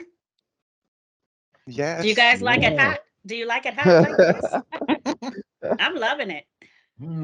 I'm definitely enjoying the weather. I would I don't not know if the complain. contractors out there that have to work in it love it, but yes. This was not my favorite time of year to be out there working. It's nice and warm, but man, you be out there ready to pass out. Felt like Stevie Wonder, hotter than 4th of July. Hey, this the days when the trucks just don't stop running. You pray for a truck to break down. Like, please let the concrete truck break down. Please. They just don't stop running.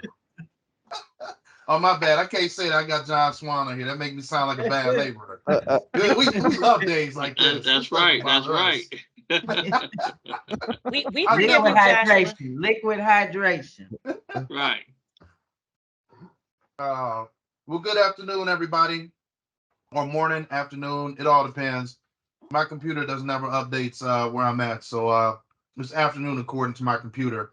Um, it's really good to see everybody. I know we haven't come together in a while. It's been a while.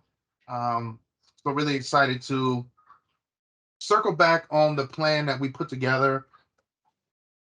Oh, it had to be some months ago. I don't even know how long ago. Michael, you can probably tell us how long ago it's been. We put it together prior to Leah leaving, and now we have Maggie. So really excited to have Maggie on board, and as part of this conversation as my co-chair in this committee, in the labor committee. So I don't think we need to do any introductions. Everybody pretty much knows each other. We just spent a lot of time talking in the last group. So I'd like to dive in to looking at the plan that we put together and just start um, assigning out like where some responsibility is and who'd be willing to jump in and be a part of those efforts that need to be done. Michael or Maggie, are you able to share, or I am. awesome, to share the screen and we can kind of start walking through. We'll just do a quick recap of it and then we'll walk through and then we'll tighten it up and then we'll see where there's can be some participation from everybody. Okay. Let's see here.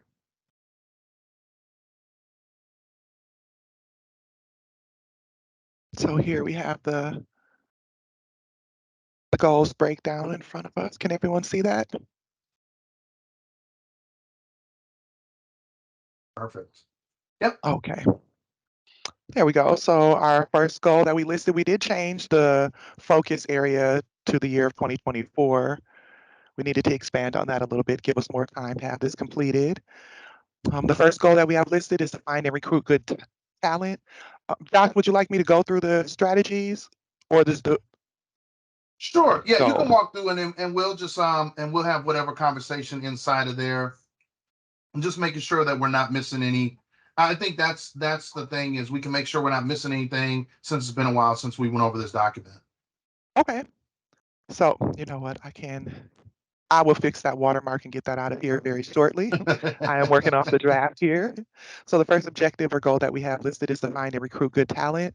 We would do so with the strategies of outreach to schools, educating parents about the industry, work-based learning, developing relationships with school administrators, reaching out to private and nonprofit organizations, and links to the community-based organizations. The second goal or second strategy we'll take here is to identify other groups working on this type of initiative. Third is to connect stronger to the HCSC program and utilize as a feeder into the industry. The fourth is to link with the military veteran service organizations. Fifth is to tap into the reentry population and partner with the Department of Corrections. I'm sorry, was somebody saying something? The sixth is to tap in with the workers, into workers with disabilities and partner with the DWD Division of Vocational Rehabilitation. Number 7 is outreach to career changers. And number 8, outreach to bilingual communities. Our second goal that we have listed here is to improve the culture within the industry by rebranding the way that we talk about the industry, look at how we message, be transparent and focus on the positive aspects of the industry, and encourage mentoring supports in the industry to retain employees. Toss out negative language that discourages entry into the industry. Talk about what is gratifying about working in the industry. Number 2 would be diversity, equity, and inclusion efforts, the DEI. Number 3 is training mentors on how to interact with workers that are from diverse backgrounds and different generations. Identifying trainers and mentors that workers can identify with. Change the culture on the job site and how we can communicate with one another that considers cultural and generational differences.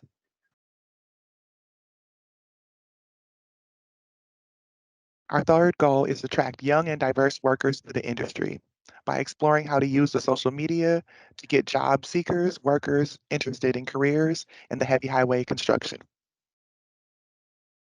Our fourth goal, maximize opportunities to introduce HCSD graduates to contractors through networking events. by getting contractors involved in training classes and providing hands-on opportunities to get prospective workers excited about working in the industry.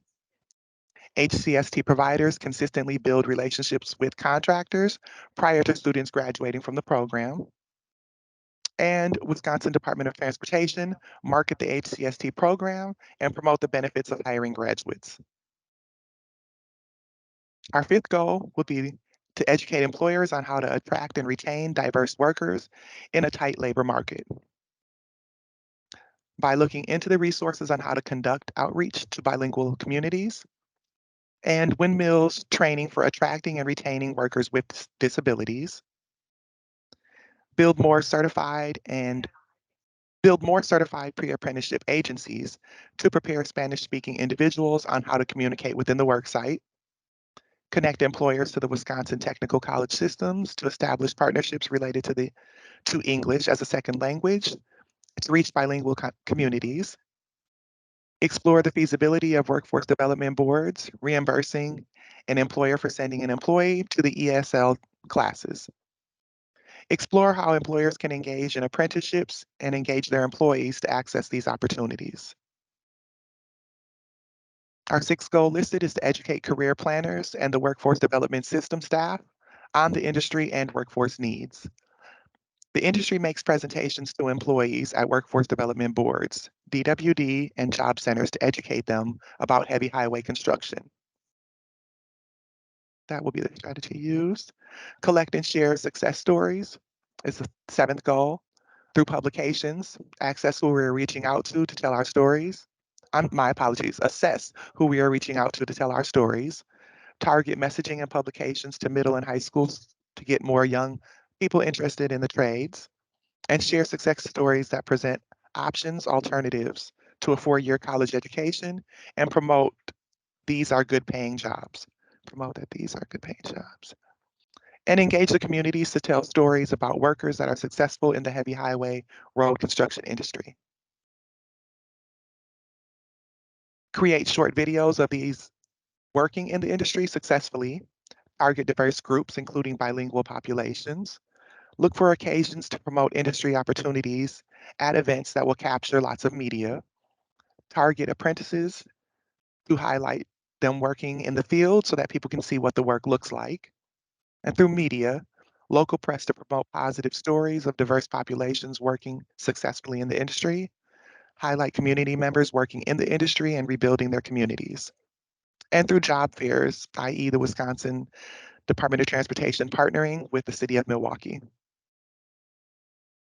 There is a second portion of our goals. Yeah.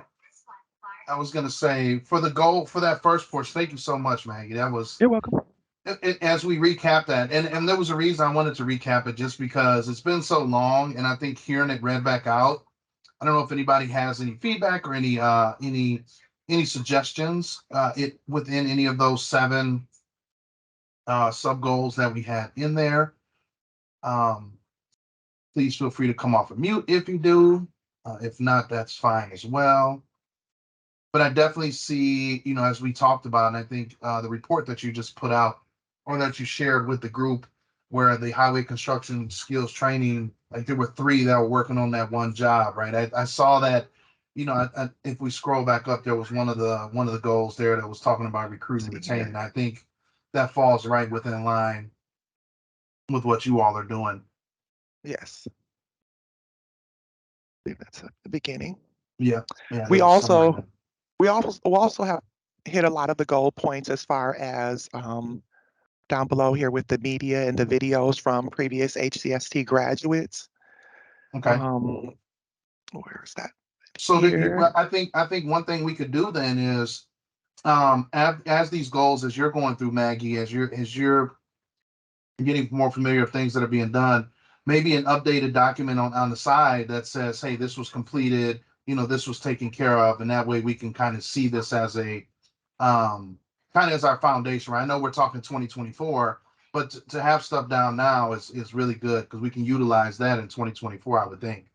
Correct. Yes, I'll make those updates. Perfect. Thank you so much. You're welcome. So this is a pretty big goal, right? This is really about exposure And I think that's number one, right? We have to have exposure. Without exposure, we're never going to move the needle on anything in the construction industry. And I know there's some things in here that we could look to what's going on. I think I could also point to David as the state director of apprenticeship, and there may be some of the things in here as well that he also could update on things that they've been doing, potentially, with exposure and some of the things that have been going on within the apprenticeship bureau. Sorry, my grandson is joining me now. Get over here. Okay. Look at him. With that said, I would say don't point to me. No, I'm Okay. kidding. No, I'm kidding. Yeah, so we have a lot of initiatives. A few of them you may or may not have seen announcements from the governor's office and in the secretary's office. But one of the big initiatives is building out our mentoring strategy and improving the mentoring strategy. So with some of our leftover SAE 2020 funds, we were able to contract with the Empower Her group, and they are doing statewide statewide mentoring for women in the construction trades. As soon as they're signed on as apprentices, those apprentices are given resources to get in contact with them and get in touch with a mentor. The other thing that we've done is contract with Mentor Greater Milwaukee and Linnell Ramey over there. And what they're doing is creating mentoring curriculum and strategy specifically around apprenticeship. For those of you who don't know that group, their specialty is mentoring with youth, and specifically minority youth. And what we contracted them to do is build those same mentoring resources specifically for apprenticeship. So right now they are conducting their landscape survey with journey workers, contractors, and most importantly, apprentices, to get the landscape of apprenticeship and then tweak their resources that they normally share with their stakeholders so that it accommodates apprenticeship. Once they build those resources, they'll be available on our website. And what we want to happen is that local committees would be able to use those resources and technical assistance from Mentor Greater Milwaukee to build their own mentoring, specifically targeting minority communities and women. So the committees would have their own resources to build their own mentoring strategy. And the benefit to us is that they have to document that mentoring strategy once it's implemented. And that way we can come in and kind of give that technical assistance on, hey, you guys are doing great on this. You guys need to tweak this. And those strategies would help affect more apprentices and get more apprentices the mentoring that they need, not only on the job, but off the job, because we want to ensure that off the job items are not prohibiting apprentices from completing their apprenticeship. We all go through life situations where someone may have some resources that can help keep us in our respective apprenticeship, or keep those apprentices in their respective apprenticeship. So those are a couple of strategies that we're leaning on to help kind of improve the entirety of the apprenticeship ecosystem. Does anyone have any questions around that?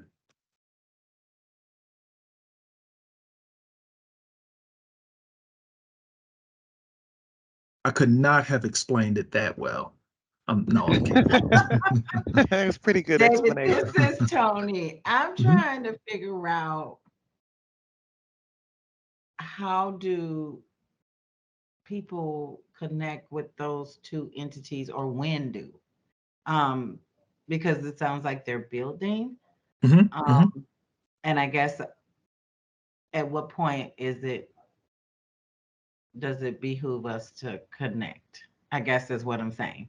Bellevue or apprentices? The organizations Okay. that are So offering the mentoring, just to make sure that we're connecting the dots for people maybe even earlier, like at the completion of their certified pre-apprenticeship and maybe going into their apprenticeship opportunities. So just that's where I'm kind of trying to say, are they developing something that to be implemented, or is now the great time to connect, is what I'm saying. So Empower it they are already implementing. So they're already doing mentor training and mentoring of apprentices that get signed on. Immediately they're given those resources and connected with Empower. Mentor Greater Milwaukee is building those resources. So the contract with Mentor Greater Milwaukee is they'll build those resources and they'll provide a year of technical assistance for any of those committees that are looking to build that that mentoring strategy within their committee. Okay, thank you. Mm-hmm.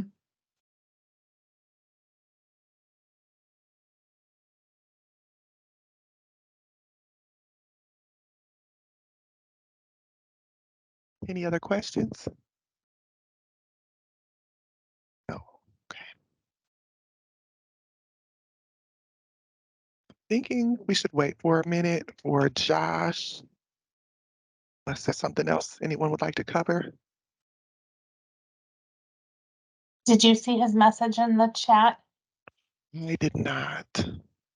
Maggie, he needed to step out for an emergency, so we'll just continue on with the review. Okay. And then we'll come back and we'll jot down the next column once you walk through. Okay. Thanks, Okay. Mike. Mm-hmm. Real quick, this is Renard, Hey, Northeast region. When we're talking about the point of the messaging and some of the promo things that we're looking at, from way back last year when we first started generating these conversations, the one thing, that I'm hoping that we keep in mind is to, make sure that the messaging and the things that we're sending out there as far as recruitment, that we're being realistic. I mean, really realistic. I couldn't help but think, we were joking this morning about the heat, because for a while, we really wanted to really look at, making this thing sexy.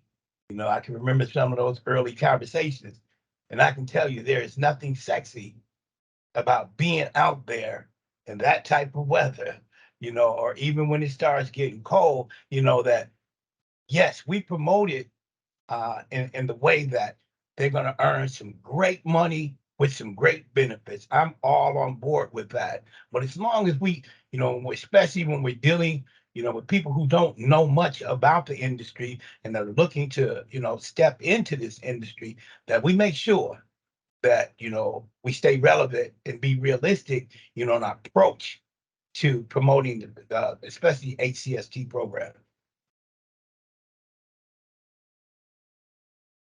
It's a good point, Renard.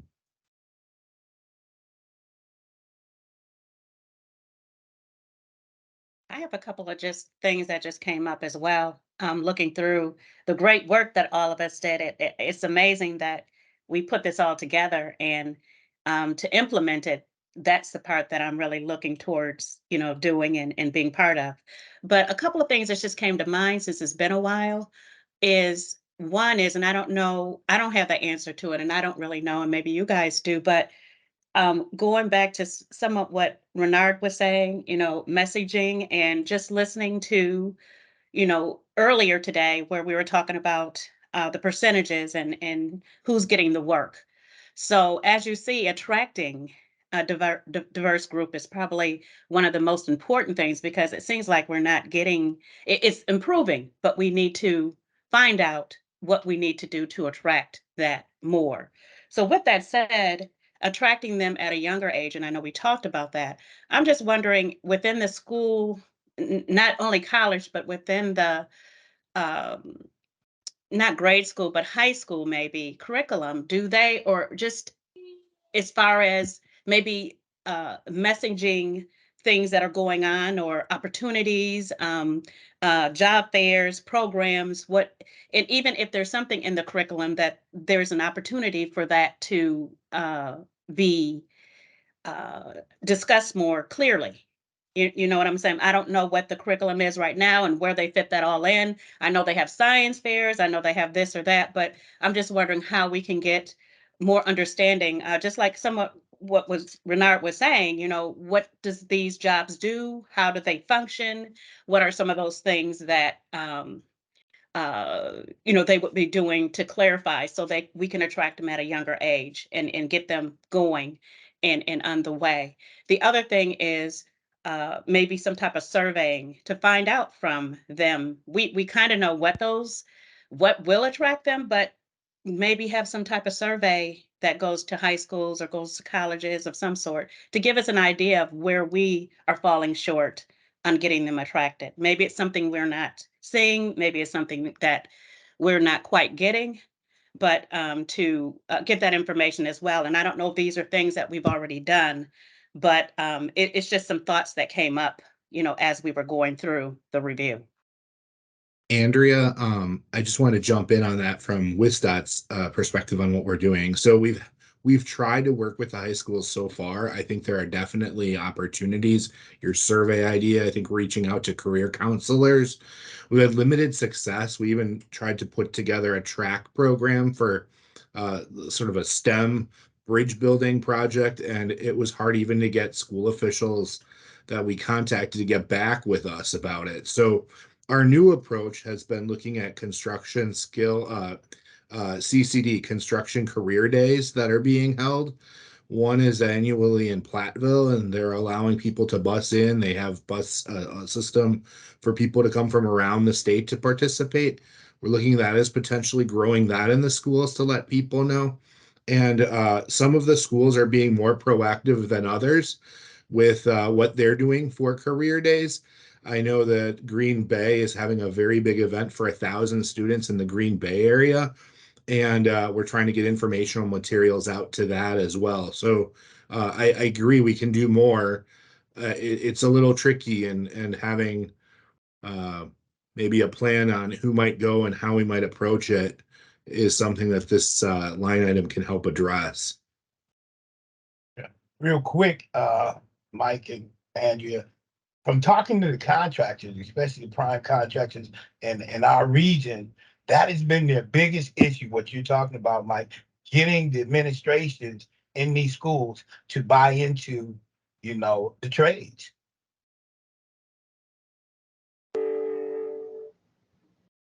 This is Tony White from WRTP Big Step, and it's kind of twofold, you guys.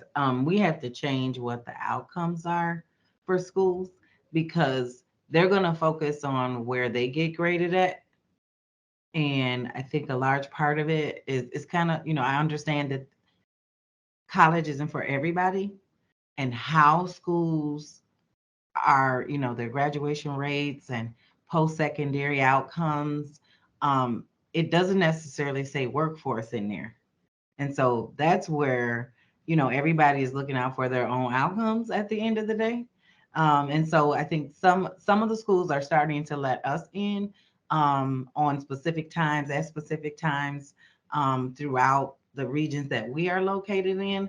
We've been working with other partners like Boys and Girls Club to try to partner with them to get into the schools and do some, I guess, exposure and activities. So it just kind of varies in the areas, varies on the administrators at the various schools, if those schools offer CTE classes or not, and what because you know some schools are focused on different types of careers. So a lot of that just varies from place to place. But I will also say that until we start to push for different outcomes, like did the student graduate and did they go on into workforce or college, that both of those count as outcomes, because a lot of times when you're on the education or academic side of the house, it's not so easy for you to, military and skilled trades. Those are other options, but those are usually for the students they say, you know what I'm saying? The students that they say are not on the college track. It's attractive, but it's also talking to the parents and helping them to understand it, because oftentimes parents have no idea that these opportunities are available, the earn and learn model. And it's about being present, not just at the fairs, but at the orientations that the schools have when there's parents there. So our strategy has to be intentional and strategic about when we're there, but we are definitely trying to work. We're definitely trying to work towards that. I think one of the benefits that, and I just found out a while back from David Polk, is that, youth apprenticeship completes the requirement of the academic career plan. And a lot of the counselors are just now learning that. Like they're just now, changes are happening in the school systems as well with expectations. So there's a lot that has to, it's about what their goals are and how do we help them meet their goals. Because then they don't have a problem partnering with you if you fill a gap. So I think that what WRTP has done is we've committed to, a dedicated position to outreach in general outreach, but also youth outreach, so that we can separate the two, because we know that they're different audiences and they have to be attracted and engaged in a different way. So I'm absolutely with you, Andrea. I think it's do we go where they go? People say they do outreach and do fairs. No, you have to reach in, because you got to reach into the communities and actually go to community centers and where you find the students that represent who we're trying to attract. So I think there just has to be strategy around it to ensure that you're trying to get everybody knowledgeable about how the process works to get into these careers.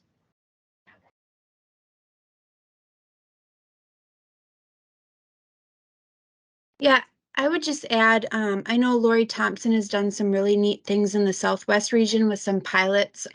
She seems to have a lot of luck with alternative schools.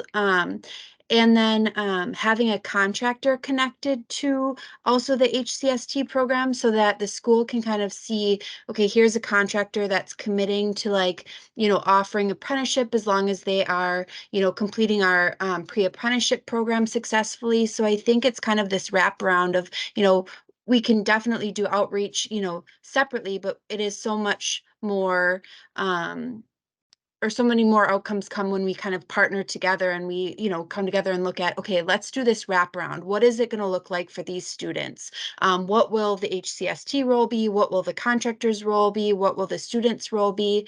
And we've had some of the administrators from the alternative schools come to graduation, celebrate graduation, seeing kind of all the benefits of kind of the program, and then they're referring even more people to the next, class. So we've seen a lot of success that way. I wish Lori Thompson was here and not on vacation, so she could share a little bit more information on that. But I don't know if we're going to be going in and everybody's going to be updating this form, but we could definitely put some of the information about kind of what we're doing with those schools and with those specific contractors. Yeah, if you could share that with Maggie and I, that would be great, and we can include that. We have some other contractors we've reached out to as part of the contractor outreach that could be part of that working group once we get to that next column. Just a time check. We're blazing through the time that we have available. Maggie, if you want to just continue then, and we can always feel free to add additional comments and emails or reach out to us during the meeting too. Thanks. Yes, no problem. I'm going on to the goals, second set of goals.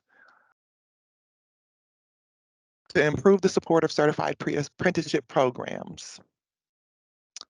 The objective number 1 is to identify the CPA program providers that focus on construction. With the strategy of providers are posted on the Wisconsin Apprenticeship Program website. That's how they can gain access to those construction. firm, or the providers, my apology. Number 2, identify strategies to support and retain HCST participants by connecting to registered apprenticeships and other opportunities to gain exposure and experience. Number 2, educate and engage employers about the value of hiring and diversity and creating a pipeline of workers. Number 3, sponsor roundtable discussions and share successful practices. Number 4, mentorship needs to be a part of the apprenticeship program. It can help attract and retain employees, include mentoring, pre-apprenticeship to encourage a stronger support system while in training. Identify the go-to people, mentors to improve retention while in training. And number 5, provide information on mentoring resources available from the HCST providers. Our third goal is to identify the solutions to the challenges and the barriers for those interested in the careers in the industry. So number 1 would be learn more about wraparound services available in the community related to childcare support, transportation resources, and financial literacy programs. Address access points are not visible and accessible for those from underserved communities. And educate unions about referring apprentices for resource assistance and other help if needed. The fourth goal is to explore the options to provide stipends to trainees while in training and upon successful completion of the program.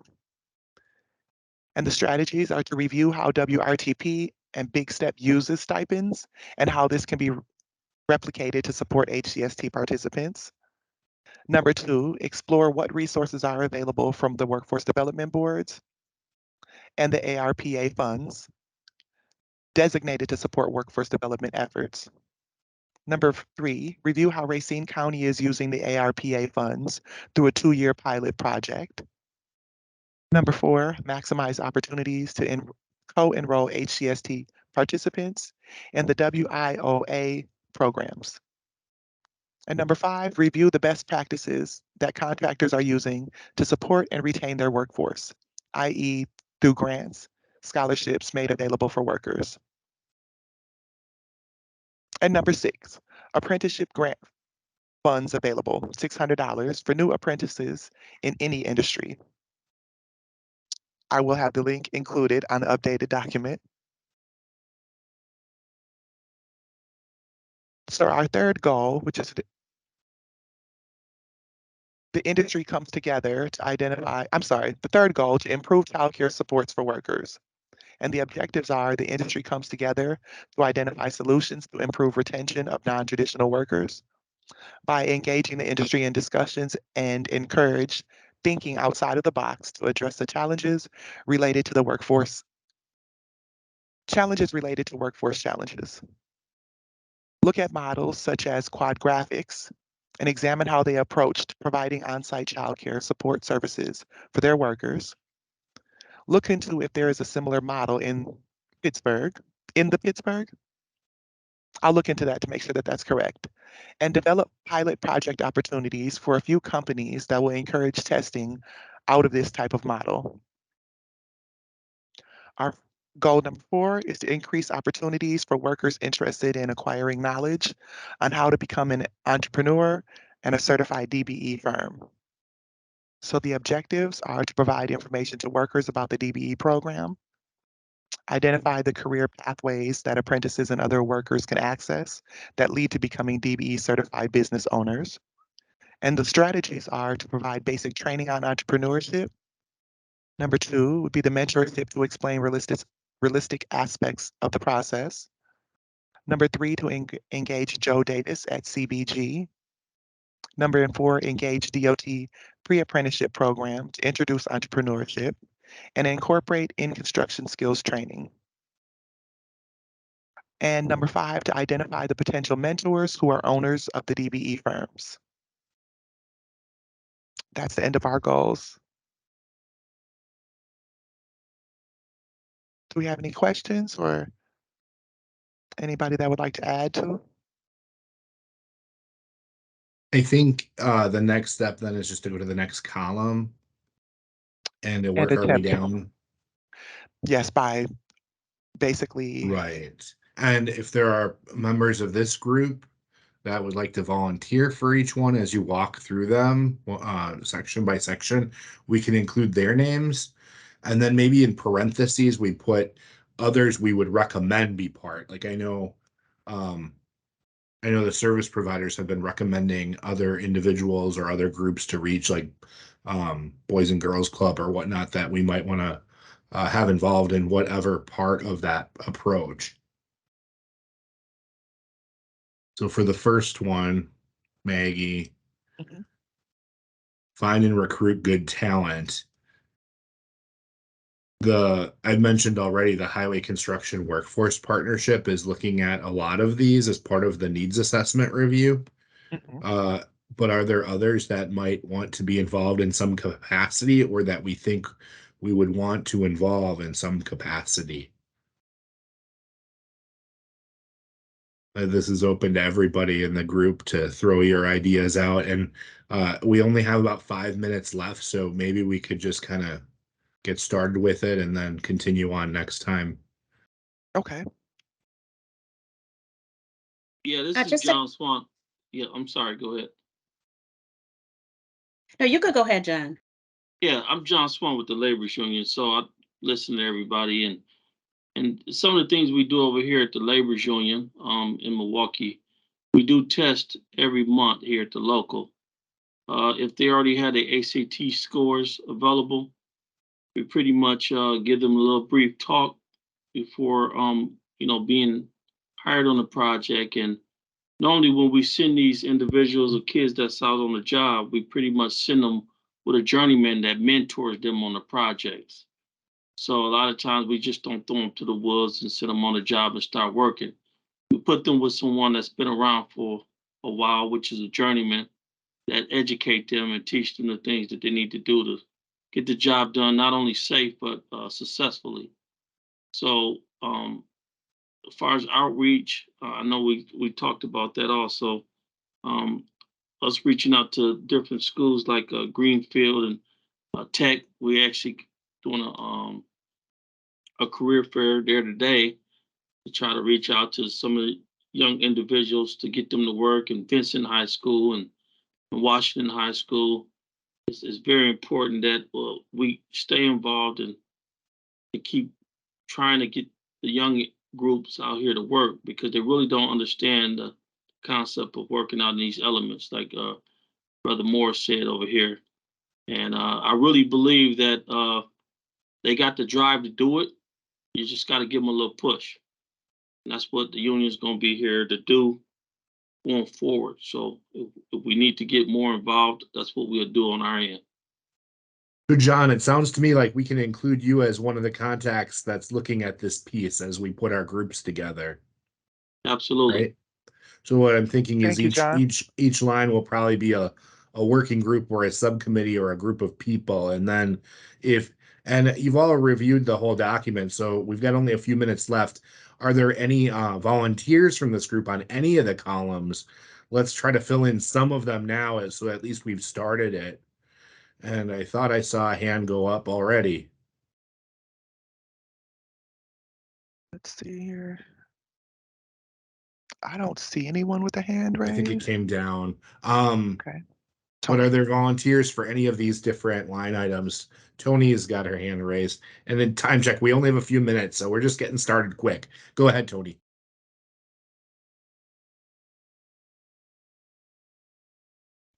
I was just volunteering for this group. Okay. Thank you. Any other Thank you. volunteers? We've got 2 minutes left for any of the sections that Maggie has gone through. Please put your hand up or speak up. David Polk did say that he can for specific DWD items. So I can find an area on here unless there was a specific goal that you were thinking of, David. And that may have been the reaching into the high school section piece, right? That we had the discussion on. Okay. I'll add them to the. Mike, what's the first group or column? I'm having a little trouble viewing. What's the heading? Maggie, for can that? you review the first column again? Just give me the header. The objectives? Yes. Or Yes, do you mean ma'am. the goal? My apologies. To increase labor force? Objective. Okay. Find and recruit good talent is the first objective listed. Okay. I'm volunteering. It's just I feel like I need to review this and Yeah. highlight because I feel like I could fall into multiple sections, Mhm. but I'm at since I don't have the document in front of me. And that's a good point. Maggie, can you And send I out can the send that. document to everyone? And then if you'll email Maggie your groups that you'd be interested in as we roll into the next meeting, we'll go from there with the volunteers, and then Josh will walk us through what his next steps would be. Awesome. Okay. Thank you. Great idea. Thank you. I will send that. CPA apprenticeship funding and outreach. David, okay. And then Michael, just one other question I have before we get off is, are we going to try to work on all of them, or are we going to prioritize them, Well, or that's, look I at think, ones that? something. So I think we'll see where the interests are for volunteers, and Joshua can lead us through. I imagine we will have to prioritize some, most likely where the interest is, right? I mean, where we have a strengths, we want to maximize those strengths. But other areas where we need to find people, we can identify that as well. Great. Okay. Sound fair, Maggie? Yes. And I'll be So sending everyone, this please document look out. at this document prior to our next meeting. Email Maggie and I any of the sections you'd like to be specifically a part of. We'll review that. We won't have to go through each of the sections next time, so we can start with column 3 and how we'll tackle it and help prioritize which ones we would want to work on first. I think they're going to pull us in any minute now, so does that sound fair? Any questions or thoughts before they take us away back to the main meeting?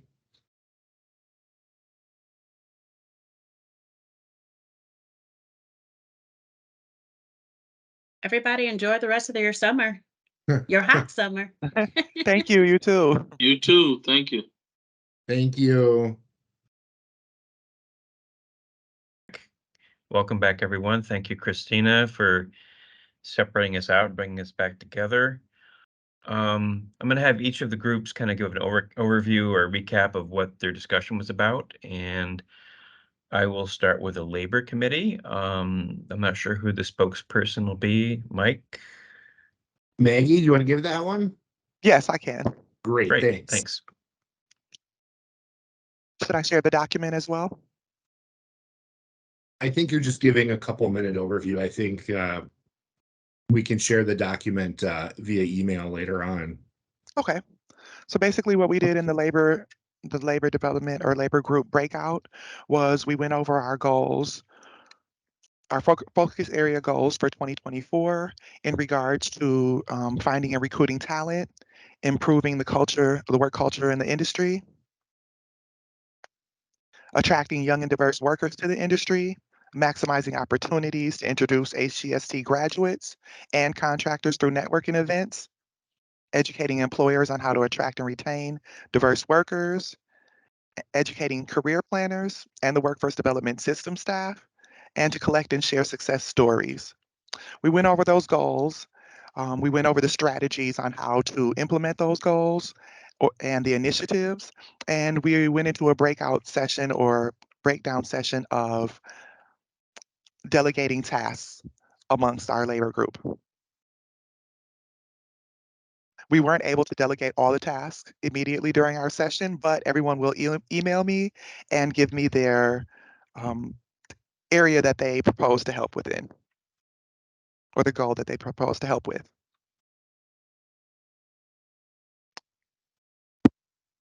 That's all I have. We do have some good questions that I jotted down to add to that information. Would you like me to go through the questions asked or just review? Sure. Okay. Whatever. Okay. There weren't too many big questions. I did jot them down, and there are things that we'll go over as we implement the strategies. Okay. Thank you, Maggie. Any quick questions for Maggie? Okay. Moving over to the Business Committee. Madalena? Thank you, David. We began to talk about the DBE growth initiative that we had mentioned earlier in the full group meeting, what that looks like in terms of the type of recruitment and outreach we will be doing, that we envision doing, looking and seeking input from our partners. Also, the retention efforts underway, those that exist in our support services, but also creating a resource guide and playbook for DBEs so that they can access our resources better, know what our resources are, understand better how to work with WISDOT as a consultant and as a contractor. I didn't mention or highlight too much in that discussion, but important to note is that we're also focusing on providing resources to DBEs who may want to prime. And while we see that pretty frequently in consulting, we don't see it very much at all in construction. And so we want to make sure that we've got the resources out there for DBEs to access so that they can, if their long game is to prime, you know, sort of what are we looking at, that they're the steps you need to take along the way to get you there, because it's not an overnight sort of thing. You have to be strategic about how you head there. And when we're looking at really cultivating generational wealth, you know, that's where you want to get to, the place where you are running projects and you're building your business to a point where then also you're not even needing the DBE program. So that's kind of what success looks like ultimately for all of our DBEs, is they're not DBEs anymore. They don't need the DBE program. They sort of built from there and catapulted into the next reality, which is the track that Bruce Spann is on. All right, Bruce. I know I keep saying to Bruce, we're going to need you to be a mentor soon, Bruce, because of all the experience you have and all that you've developed in these years in working with WISDOT and externally. You know, you're the future.